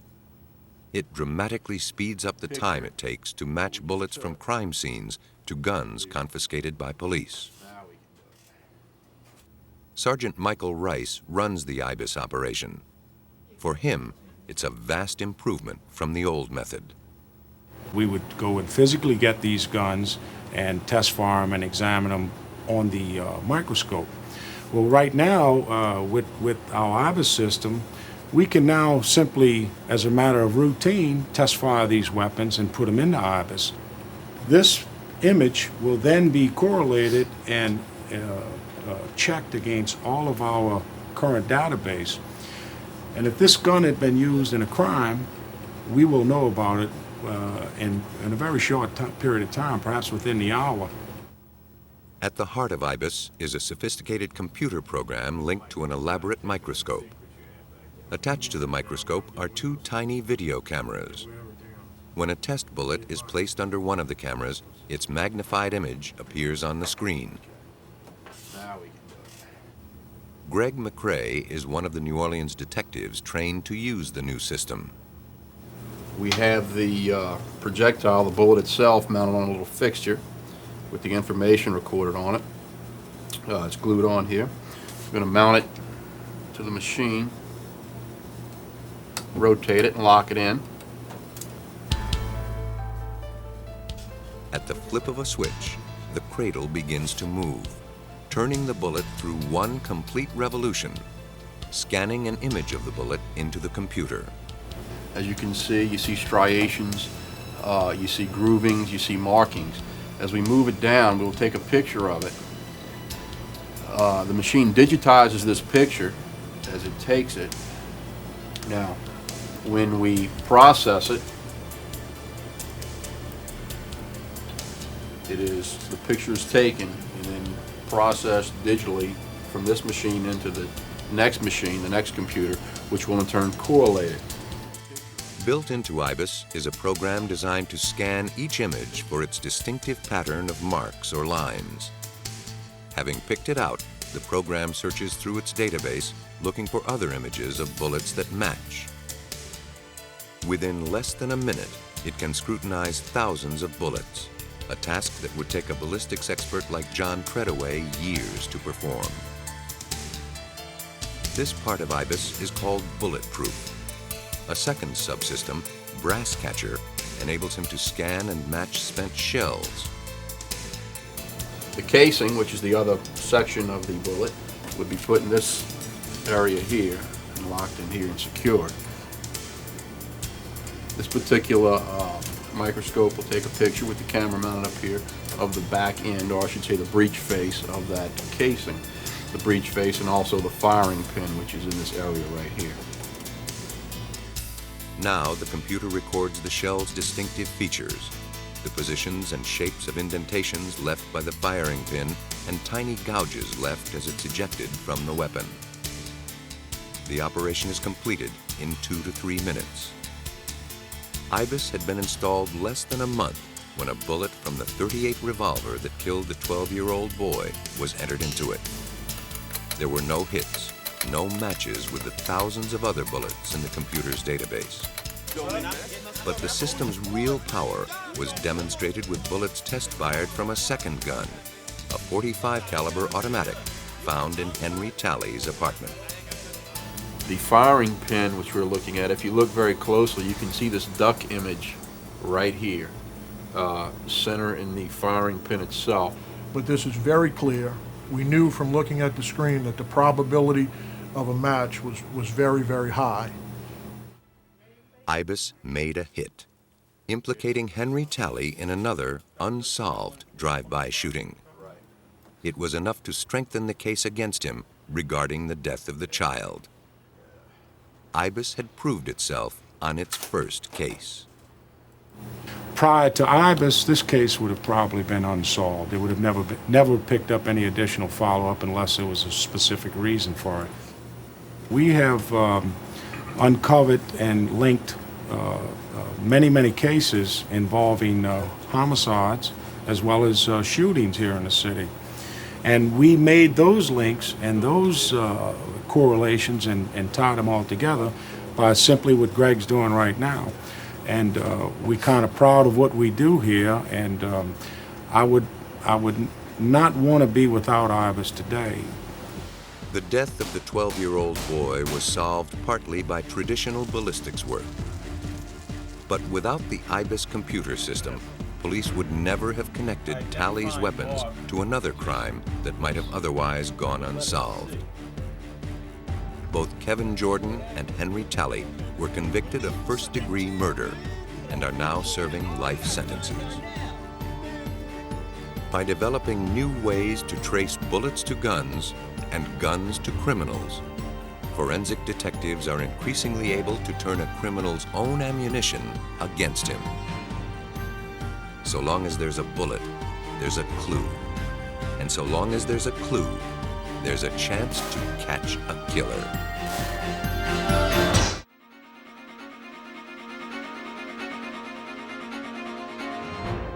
Investigators race to stop a serial bomber who sends his deadly parcels by mail. 3 people have been killed, and no one knows how many more packages are en route to their targets. In California, experts match wits with a terrorist bent on crippling the Internal Revenue Service. For 5 years, his bombs have confounded authorities. Sheer luck has prevented injuries, but sheer skill is what's needed to catch him. Beneath the rubble, the terrorist leaves a calling card that experts are learning to read. In bomb investigations, forensics means the difference between feeling safe and living in terror.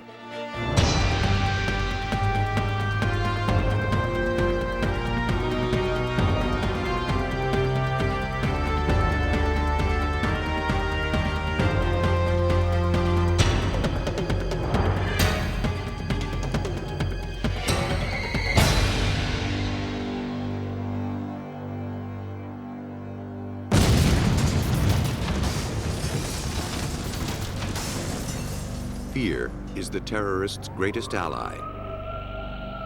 To achieve his ends, he doesn't care who dies. He can strike anywhere, anytime. And though his crimes are carefully plotted, their effect seems horribly random. When bombs are his weapon of choice, he can kill from a distance. In Birmingham, Alabama, 2 weeks before Christmas 1989, Helen Vance accepted a package addressed to her husband, Robert.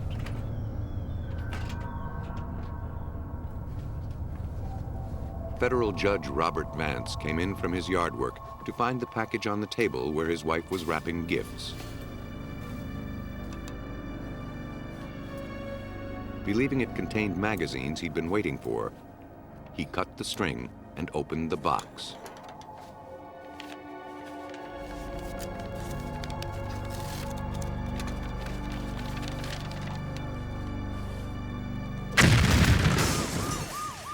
He was killed instantly.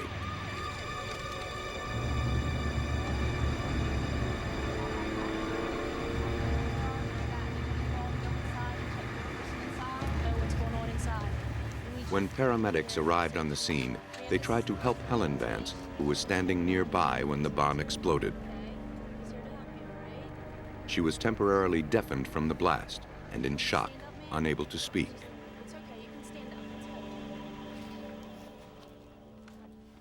Forensic experts rushed to the scene to investigate.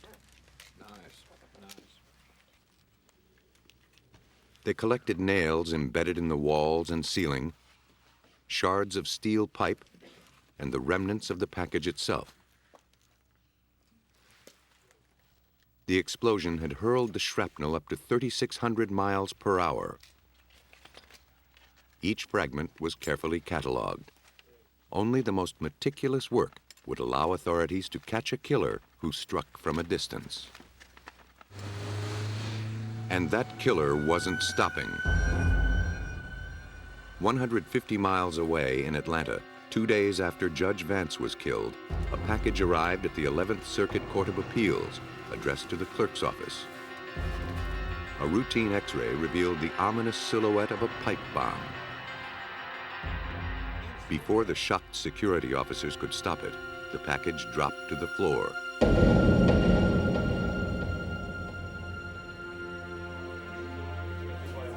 The officers immediately evacuated the building and called bomb technicians.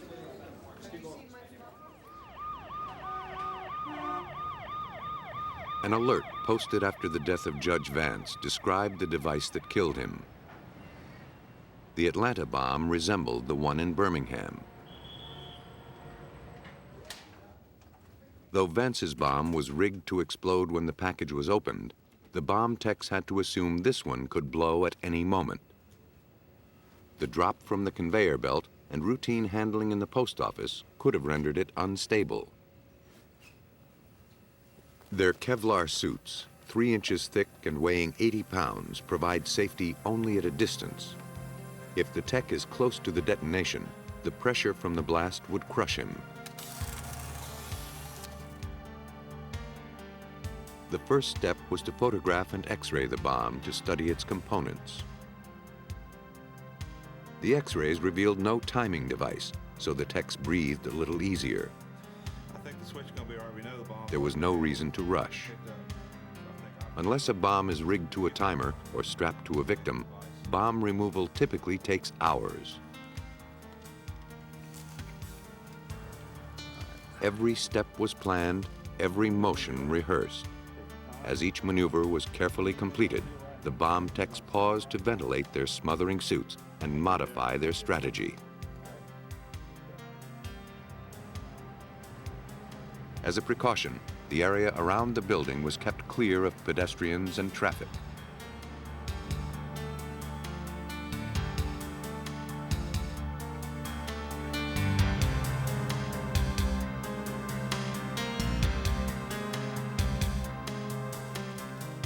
Throughout the delicate operation, their hands remained uncovered to assure they kept a secure grip.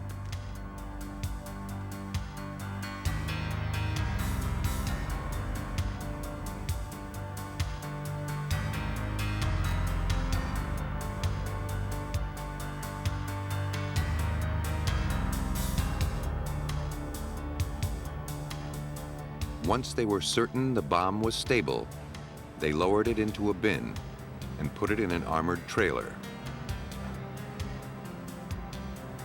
Police cars and motorcycles cleared a safe area around the vehicle.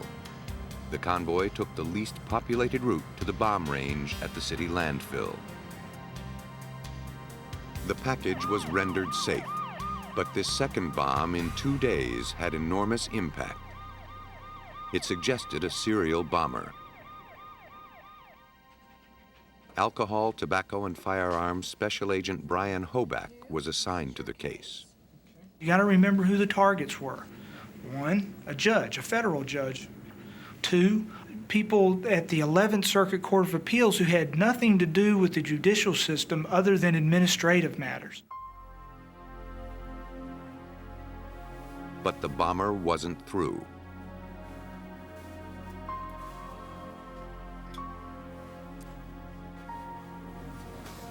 On December 18th, the same day the Atlanta bomb was deactivated, attorney Robbie Robinson received a package in Savannah, 250 miles away.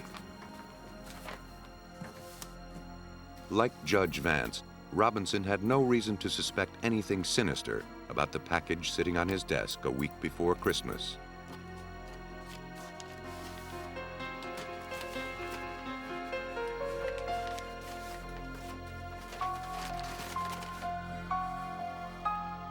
In an instant, he became the killer's second victim.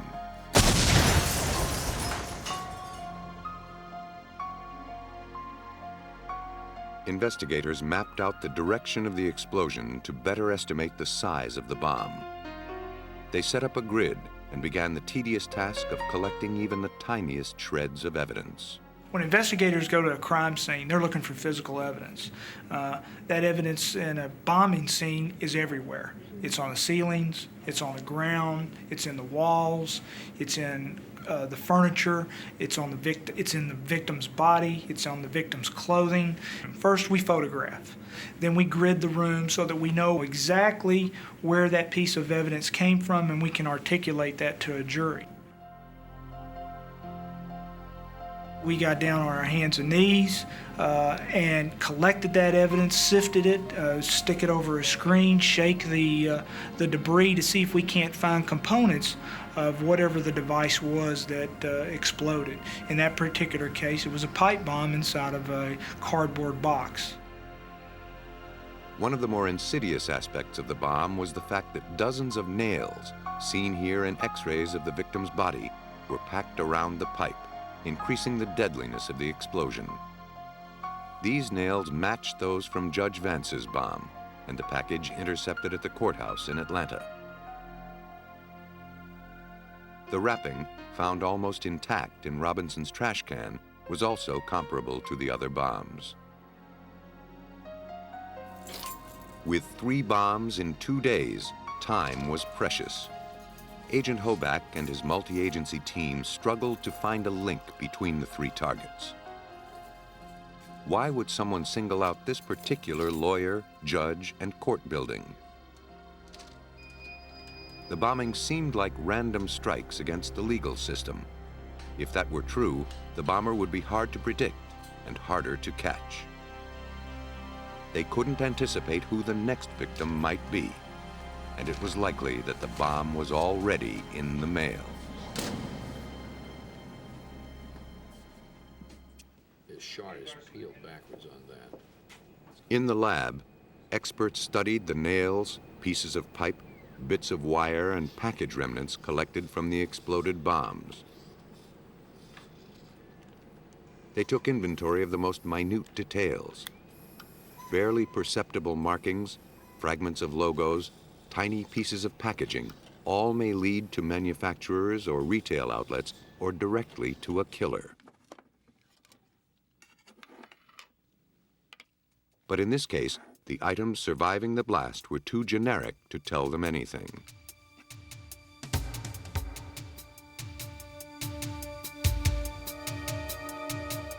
The bomber continued with his deadly plan. Fortunately, Jacksonville, Florida NAACP President Willie Dennis was too busy to open her mail on December 18th.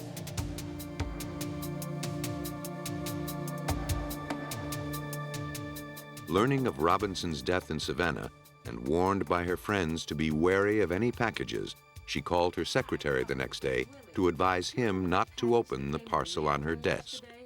What she later did was call the sheriff's department down there in Jacksonville and requested them to look at a package that to her seemed somewhat suspicious.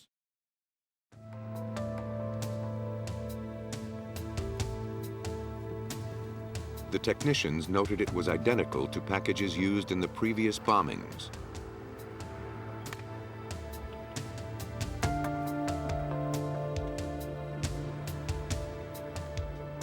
They photographed and x-rayed it to see if their suspicions were justified. You got a power supply, you got wires going into an unknown dense substance. The x-rays disclosed a device that matched the other bombs, so investigators had the advantage of knowing what they were dealing with.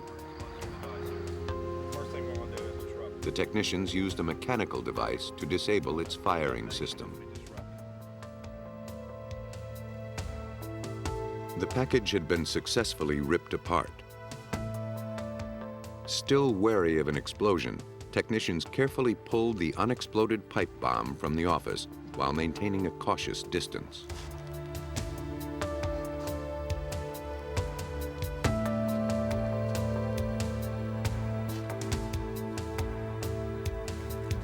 It was brought to a bomb range, studied, rendered safe, and carefully dismantled.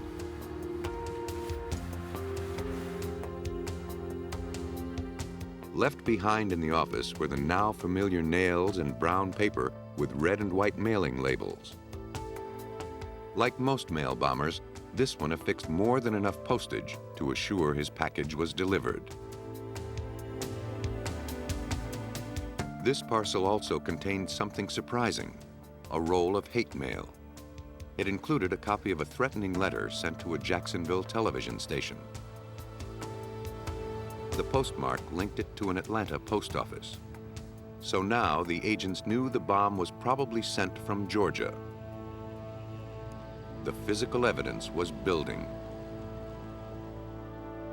These strongly worded letters put right-wing fringe groups high on the list of suspects. The ATF assembled a task force to outsmart the bomber.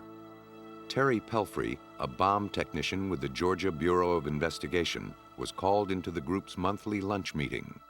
My role in the investigation was to first look at right-wing groups that were located in Georgia. These included the Ku Klux Klan, the Aryan Nation members, Christian Identity Church movement members, and skinheads. We had informants in each of these groups. Some of the informants ranked as high as Grand Dragons in these groups, which were the leaders of the Ku Klux Klan.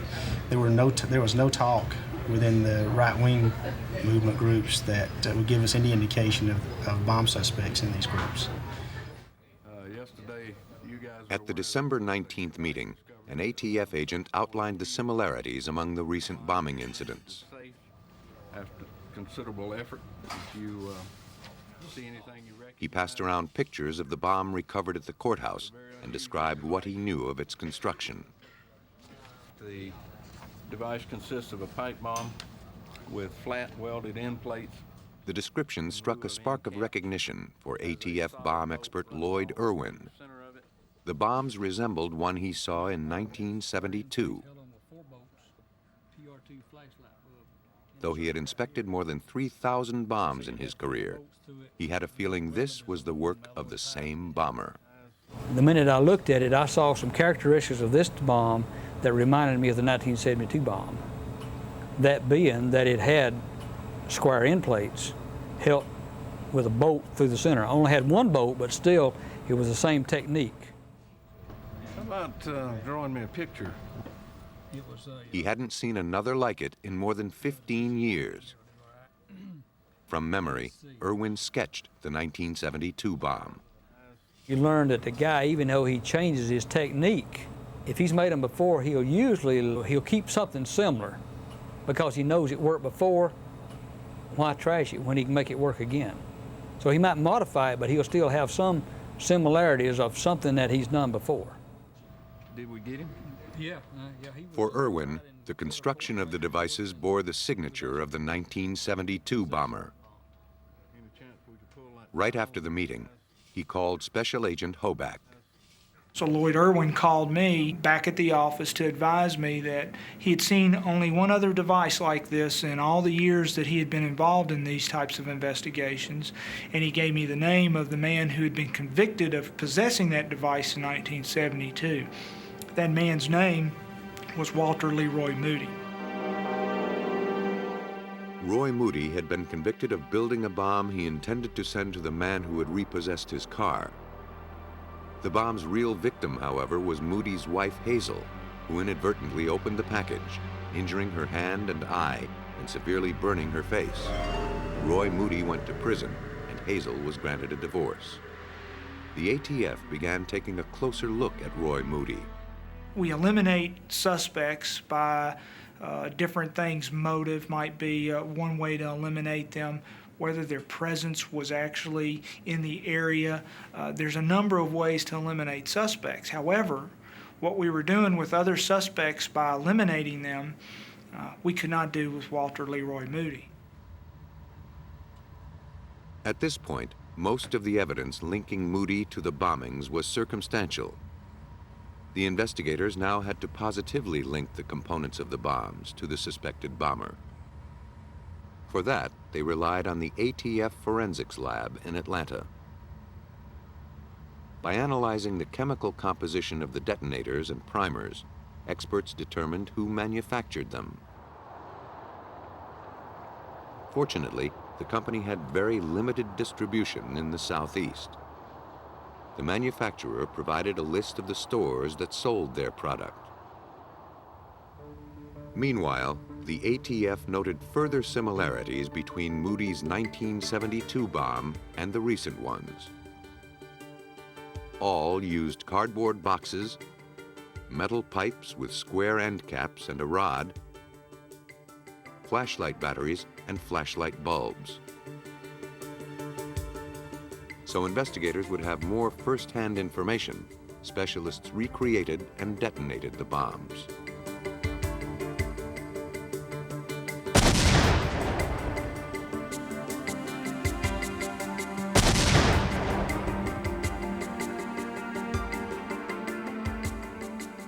When powder packed inside a sealed pipe is ignited, it quickly converts from solid to gas. The resulting pressure is enormous.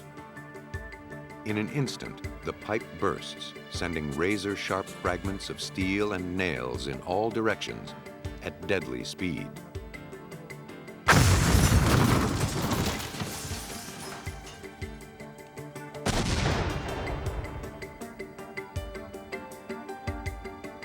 Whoever built these bombs went to great lengths to maximize their destructive power.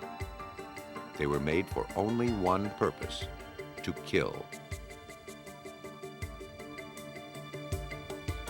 A behavioral profile described the killer as a white male, working and living alone or with one other person, disciplined, educated, self-structured, meticulous, and cowardly. He believed his current job was beneath him. Presented with that profile, Terry Pelfrey recognized the precise description of the man he had been investigating, Roy Moody. Bill Hagmeyer with the FBI did the psychological profiling. He did not know Walter Leroy Moody at all. And so I sat during the meetings with Mr. Hagmeyer. He read the psychological profile that he had written up, and he wrote Mr. Moody's life story in that profile. It was really rather scary. The weight of the combined evidence was enough to obtain a search warrant. On February 8th, investigators searched Moody's house. They uncovered law books and transcripts of Moody's 1972 bomb trial.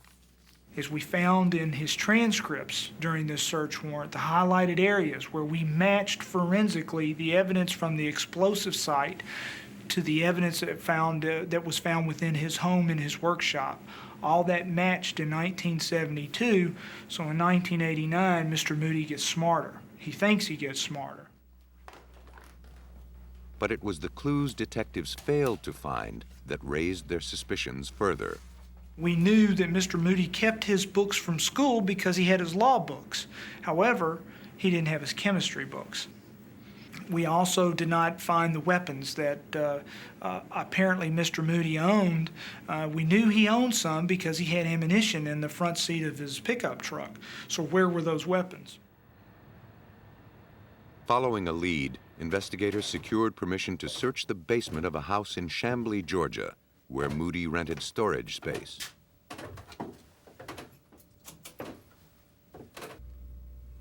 They found a pipe with caps screwed onto each end. The caps had holes drilled through them, and one of the ends had a nut welded atop it, ready for a rod to be threaded through. Go ask the owner, see if we can get a picture. One of the investigators on the scene was ATF Special Agent David Heitch. All ATF agents are trained in our basic school to identify improvised explosive devices, and the most basic and most commonly used improvised explosive device in this country is a pipe bomb. And so when you see a pipe nipple with end caps affixed, I automatically think that potentially we've got a pipe bomb. Heitch took the pipe to chemist Lloyd Irwin, who suspected Roy Moody's handiwork early in the investigation. Irwin scraped the pipe in search of explosive residue.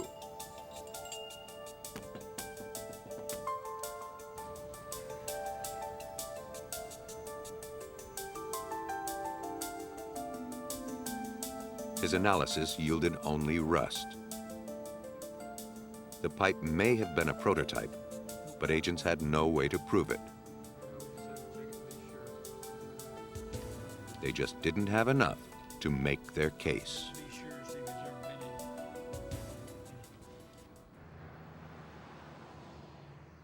In their search for more evidence in the mail bombings, investigators went to stores that sold the brand of primers used in the bombs. Their hunt led them to the Shootin' Iron gun shop in Griffin, Georgia. An employee remembered selling a 4-pound keg of Red Dot smokeless powder and 4,000 handgun primers in December of 1989.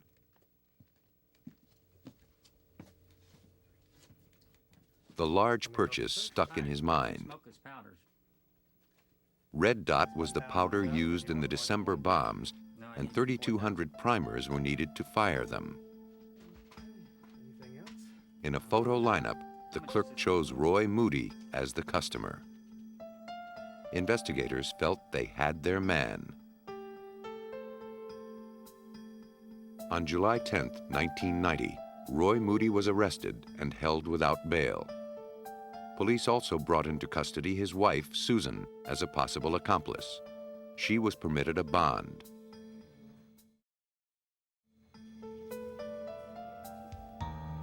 Susan Moody was allowed to plead guilty to a lesser charge of conspiracy in exchange for her complete cooperation. She told investigators how she had been a servant to Roy almost since the day they met in 1981.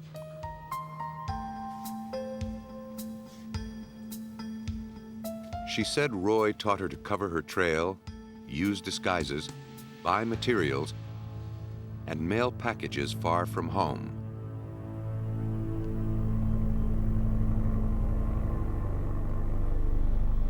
She also offered the name of Roy's former cellmate. When investigators searched his house, they found footlockers with Moody's name on them. They contained the missing guns and chemistry books. Agents also found ammunition, a bomb diagram, and an arc welding unit. Susan Moody's testimony was crucial to cracking the case. She pretty much put everything together for us. We had bits and pieces all throughout the investigation of why Moody did this, how he did this, to what extent he did the bombings the same way that he did in 1972 as far as their construction. However, Mrs. Moody actually told us how he went about the process and how the process began with the motive. And what was that motive? Roy Moody had a history of frivolous litigation. Most of his cases were thrown out of court. He was desperate to become a lawyer so he could fix what he considered to be a flawed system. But he was denied the bar exam because of his 1972 felony conviction for creating the bomb that injured his first wife. When he failed to have the conviction overturned, Moody swore revenge against the judicial system. He started with Judge Robert Vance, who had written an opinion denying his appeal. Moody was caught through dedicated investigative work, detailed forensics, and the sharp memory of bomb investigator Lloyd Irwin. We have a computer system at ATF that matches up bomb components, and it's a very valuable computer system, and we're continuously refining that computer system. It's amazing what it can do. You can enter the components you have from a device, and it will tell you if there have ever been any similar devices constructed. Well, in this particular case, Lloyd beat the computer, and there's no substitute for experience like Lloyd has. The legal system that Roy Moody felt had failed him did not fail the citizens he terrorized. In June 1991, the jury sentenced him to 7 life terms plus 400 years, later changed to the death penalty. Moody's twisted agenda relied on the U.S. mail to deliver his bombs to specific people. But other terrorists are not so particular about who they murder. The Oklahoma City bombing was thought to be a strike against government. In the process of destroying the building, 168 citizens were killed. When a terrorist targets the government, there's no predicting how or when he'll attack.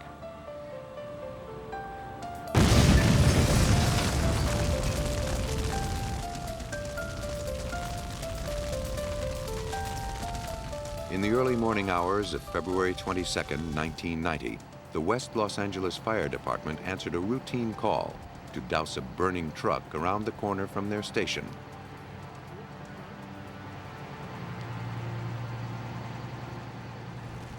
But this was no standard vehicle fire. The truck, parked in front of an office building, contained 5 55-gallon barrels and clusters of pipes in its bed, all tilted toward the building.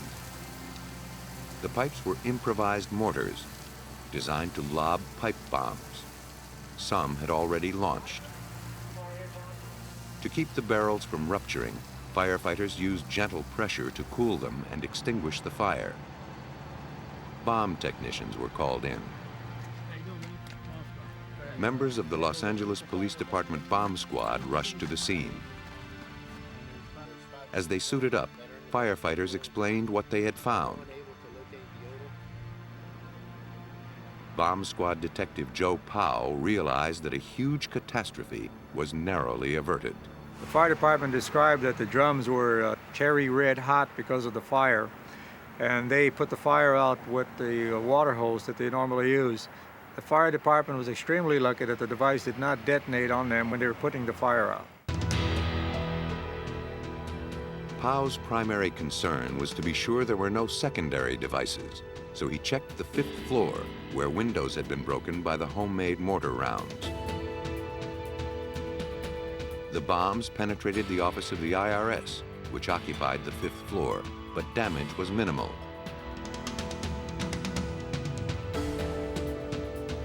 Then he and his partner cautiously approached the truck.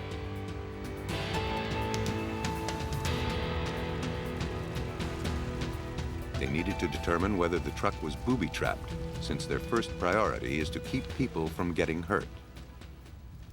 Once the area was evacuated, we went up and took individual samples out of each drum, analyzed them at the scene visually, and then sent them back to the lab for a scientific evaluation to see what the chemical structure was.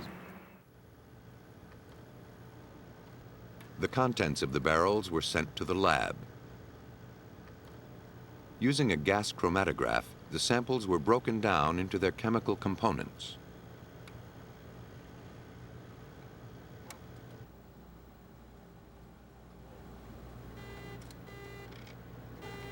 The tests determined that the substance inside the barrels was ANFO, an unstable mixture of ammonium nitrate and fuel oil. The truck contained more than 200 gallons of ANFO. To understand the destructive potential of that much explosive, the LAPD performed a test explosion in the California desert.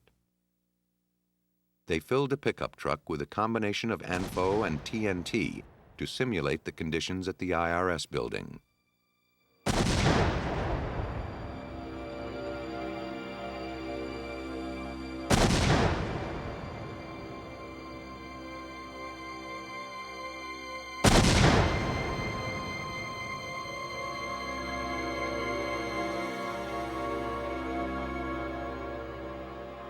The truck had been obliterated.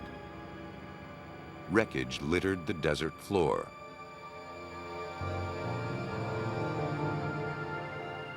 Nothing recognizable was left behind. In an urban setting, the damage from such an explosion would have been colossal, says FBI Special Agent Nick Boone. That is almost the equivalent of 1,600 pounds of TNT. This is a high explosive. The blast would have gone out in all directions and done extreme damage for many blocks. The only thing that would have made it more devastating is had this same truck been confined as if in the parking garage, the effect would have been something like Oklahoma City. In fact, the parking garage was the scene of a potential bombing less than 2 years earlier. In that case, too, disaster was narrowly averted.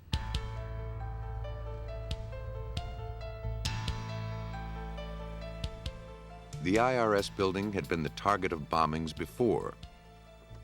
In September 1988, the basement parking garage was the scene of the first incident.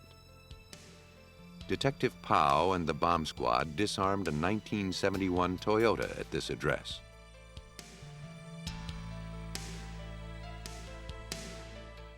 It contained a water heater filled with ANFO. It also had a booby trap under the rear tire. When tripped, the car burst into flames. As the fire department extinguished it, they found pipe bombs in the trunk. Bomb squad technicians determined that gasoline cans and plastic detergent bottles in the back seat were filled with ammonia and bleach. They were designed to fill the garage with poisonous fumes. The bombs were deactivated without incident. The car had been reported stolen from the parking lot of Ford Aerospace, but there the trail grew cold. But not for long. 6 months later, a routine line check by the power company uncovered pipe bombs attached to 4 high-voltage power poles behind the same building. the bombs detonated, causing minor damage. The IRS building in West LA wasn't the bomber's only target. The power line bombs resembled one found 8 months earlier, about 50 miles away. An electronic detonator and ANFO were attached to the base of a power pole servicing the IRS building in Laguna Niguel, California. It was rendered harmless by the bomb squad.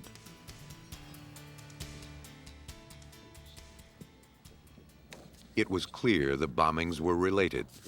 These attacks and bombings in other buildings dating back to 1986 led to the formation of a multi-agency task force on terrorism. It found that the circuitry in all the bombs was similar. FBI Special Agent Frank Bakhti was a case agent for the task force.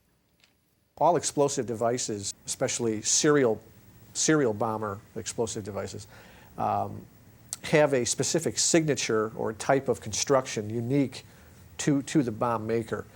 And if you could examine a series of unexplained bombings, you can examine the way the bombs are put together and make a fairly educated guess as to whether one person might be responsible based upon the way the bombs are constructed.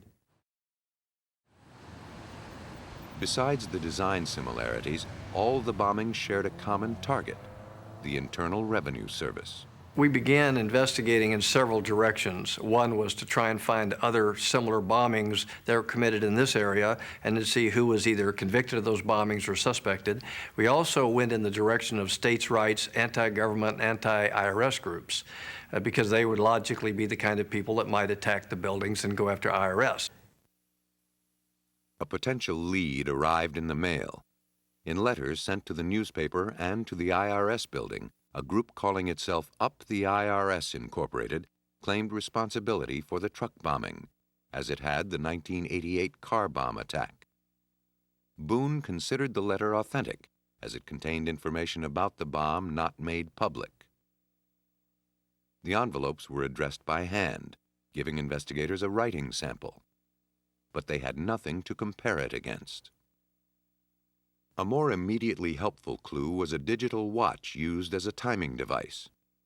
Investigators believed the bomber was trying to show off his high-tech skills, but to no avail. The alarm on the watch used to ignite the truck bomb wasn't set properly, so the device didn't detonate as planned. Even so, the circuitry of the bombs provided the first clear lead. Many components were built exclusively for the military and were unavailable on the street. That suggested the bomber had some contact with the high-tech industry. The fact that the car used in the garage bombing in 1988 was stolen from the parking lot at Ford Aerospace gave LAPD Detective Bob Nelson an avenue to pursue. We learned later on in the investigation, as we went through the components, that there were certain identifiable wires and electronic components that were directly attributed to the Ford Aerospace location. However, there was no estimate as to when they were actually utilized. There was no date or any way to tell if it was an old surplus item or something current. Nelson and Boone were certain the bomber was a past or present employee of Ford Aerospace. But the company employs thousands. The detectives had no way of narrowing the pool. Thanks to the swift action of the West Los Angeles Fire Department, one of the most pivotal clues was preserved. The serial number from the truck used in the 1990 bombing was traced to its last registered owners. Mr. and Mrs. Orozco had sold it for $500 in December of 1989. Okay, does it run? According to Mr. Orozco, the buyer hardly spoke, asked few questions, and seemed anxious to leave.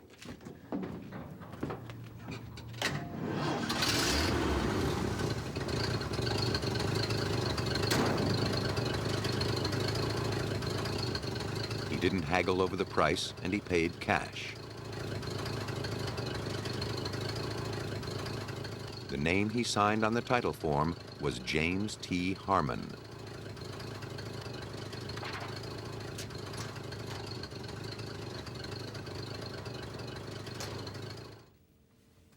Police knew that if they found Harmon, they'd find the bomber.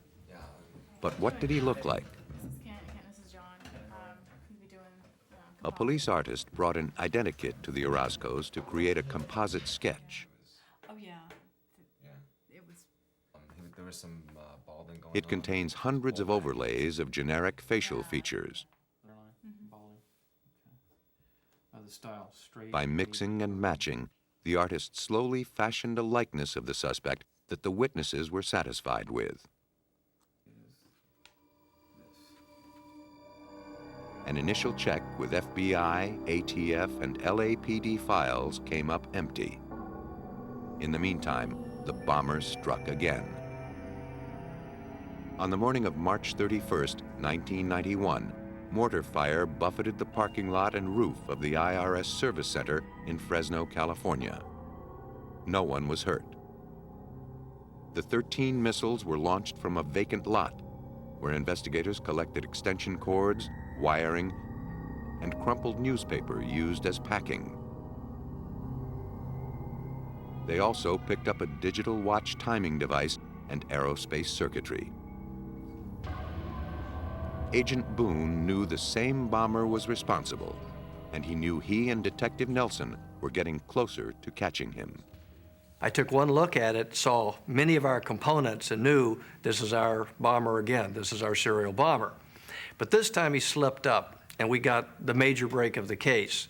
One of those components was what we call a heat sink. It's simply a piece of metal that disperses heat. Boone believed the specialized component was probably made by Ford Aerospace. He needed to learn more about it, but everyone at the plant was a potential suspect. Who could he trust?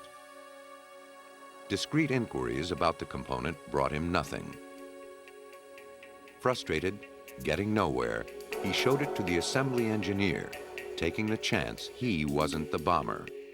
He walked down one corridor, turned the corner, walked down another, reached into a bin, and handed me an identical heat sink. I can't tell you what the feeling was like at that point. It was the most exciting part of the case ever. And I also began to look around quite concerned that I'm now standing here with the heat sink in my hand, and there's every possibility that the bomber is 2 tables away, is on the assembly line, is the engineer around the corner. We got out of there about as fast as we could get away from the assembly line and back off the floor. Although identifying numbers had been filed off, the components were ringed with red paint. The engineer explained that meant they were defective and pulled off the line. This considerably narrowed down the possible areas at Ford Aerospace. Only 84 of them were ever manufactured, and 9 of them only had been pulled off the line as defective. So now we really had 4 of 9 in the entire world. Hello, sir. Thanks for seeing us. Investigators brought the composite sketch to the manager of the engineering lab, the most likely source of the heat sink. The manager didn't recognize the face and didn't know a James Harmon. Who was this man? Detectives knew they were getting close, but the identity of their bomber still eluded them. How soon before he struck again? How soon before he killed someone?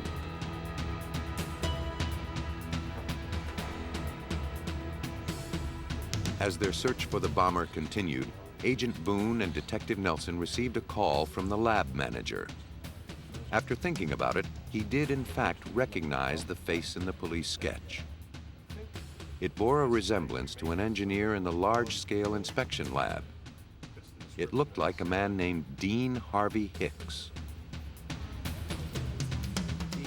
The investigators raced back to Ford Aerospace. At his desk, they found anti-IRS cartoons, and in his employee file were writing samples that matched the handwriting on the envelopes of the letters that claimed responsibility.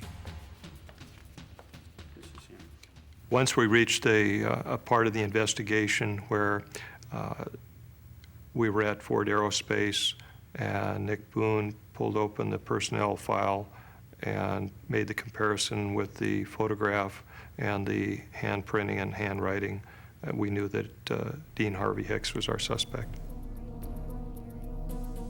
Digging deeper, agents learned that on January 17, 1990, a man named James T. Harmon purchased 700 pounds of ammonium nitrate fertilizer, the main ingredient of ANFO, at the Orange County Farm Supply Company.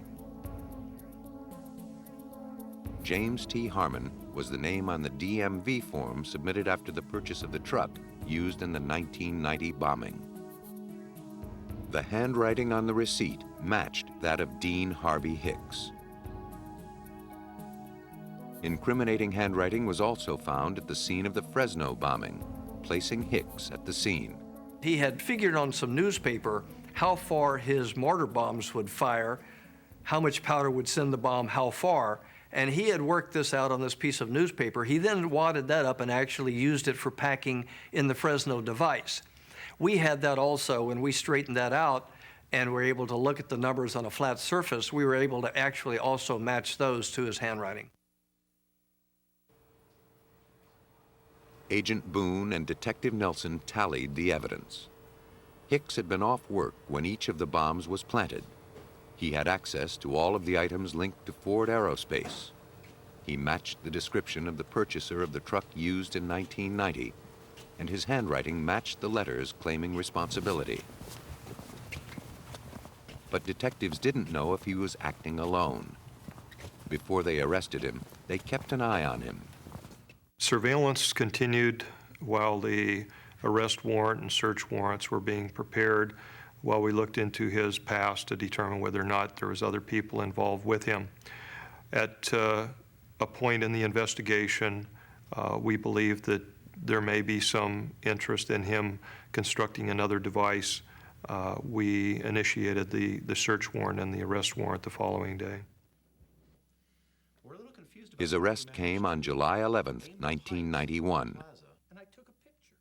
Hicks was brought to a hotel room for interview. There, he seemed pleased to provide details about the bombings. He especially liked to answer technical questions the investigators could not figure out. By the time we had finished the interview, Dean Hicks had made a complete confession and described to us in great detail how he put together and delivered most of the bombs. He actually had some loss of recollection on some of them because it was just too long ago, but he was incredibly detailed on all of the more recent bombings, how he meticulously put them together and how he constructed them and how he delivered them to the site. While Boone and Nelson interviewed Hicks, forensics experts searched his house and garage. There, they found bombs in progress, circuits, ammonium nitrate, and false ID bearing the name of James T. Harmon. The story became very clear.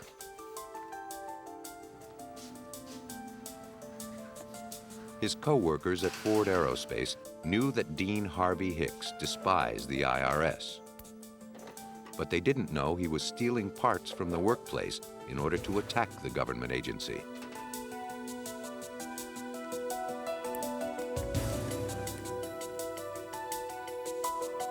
In 1981, Hicks had claimed an $8,500 income tax deduction, a contribution to an organization that the IRS did not consider non-profit. It denied the deduction.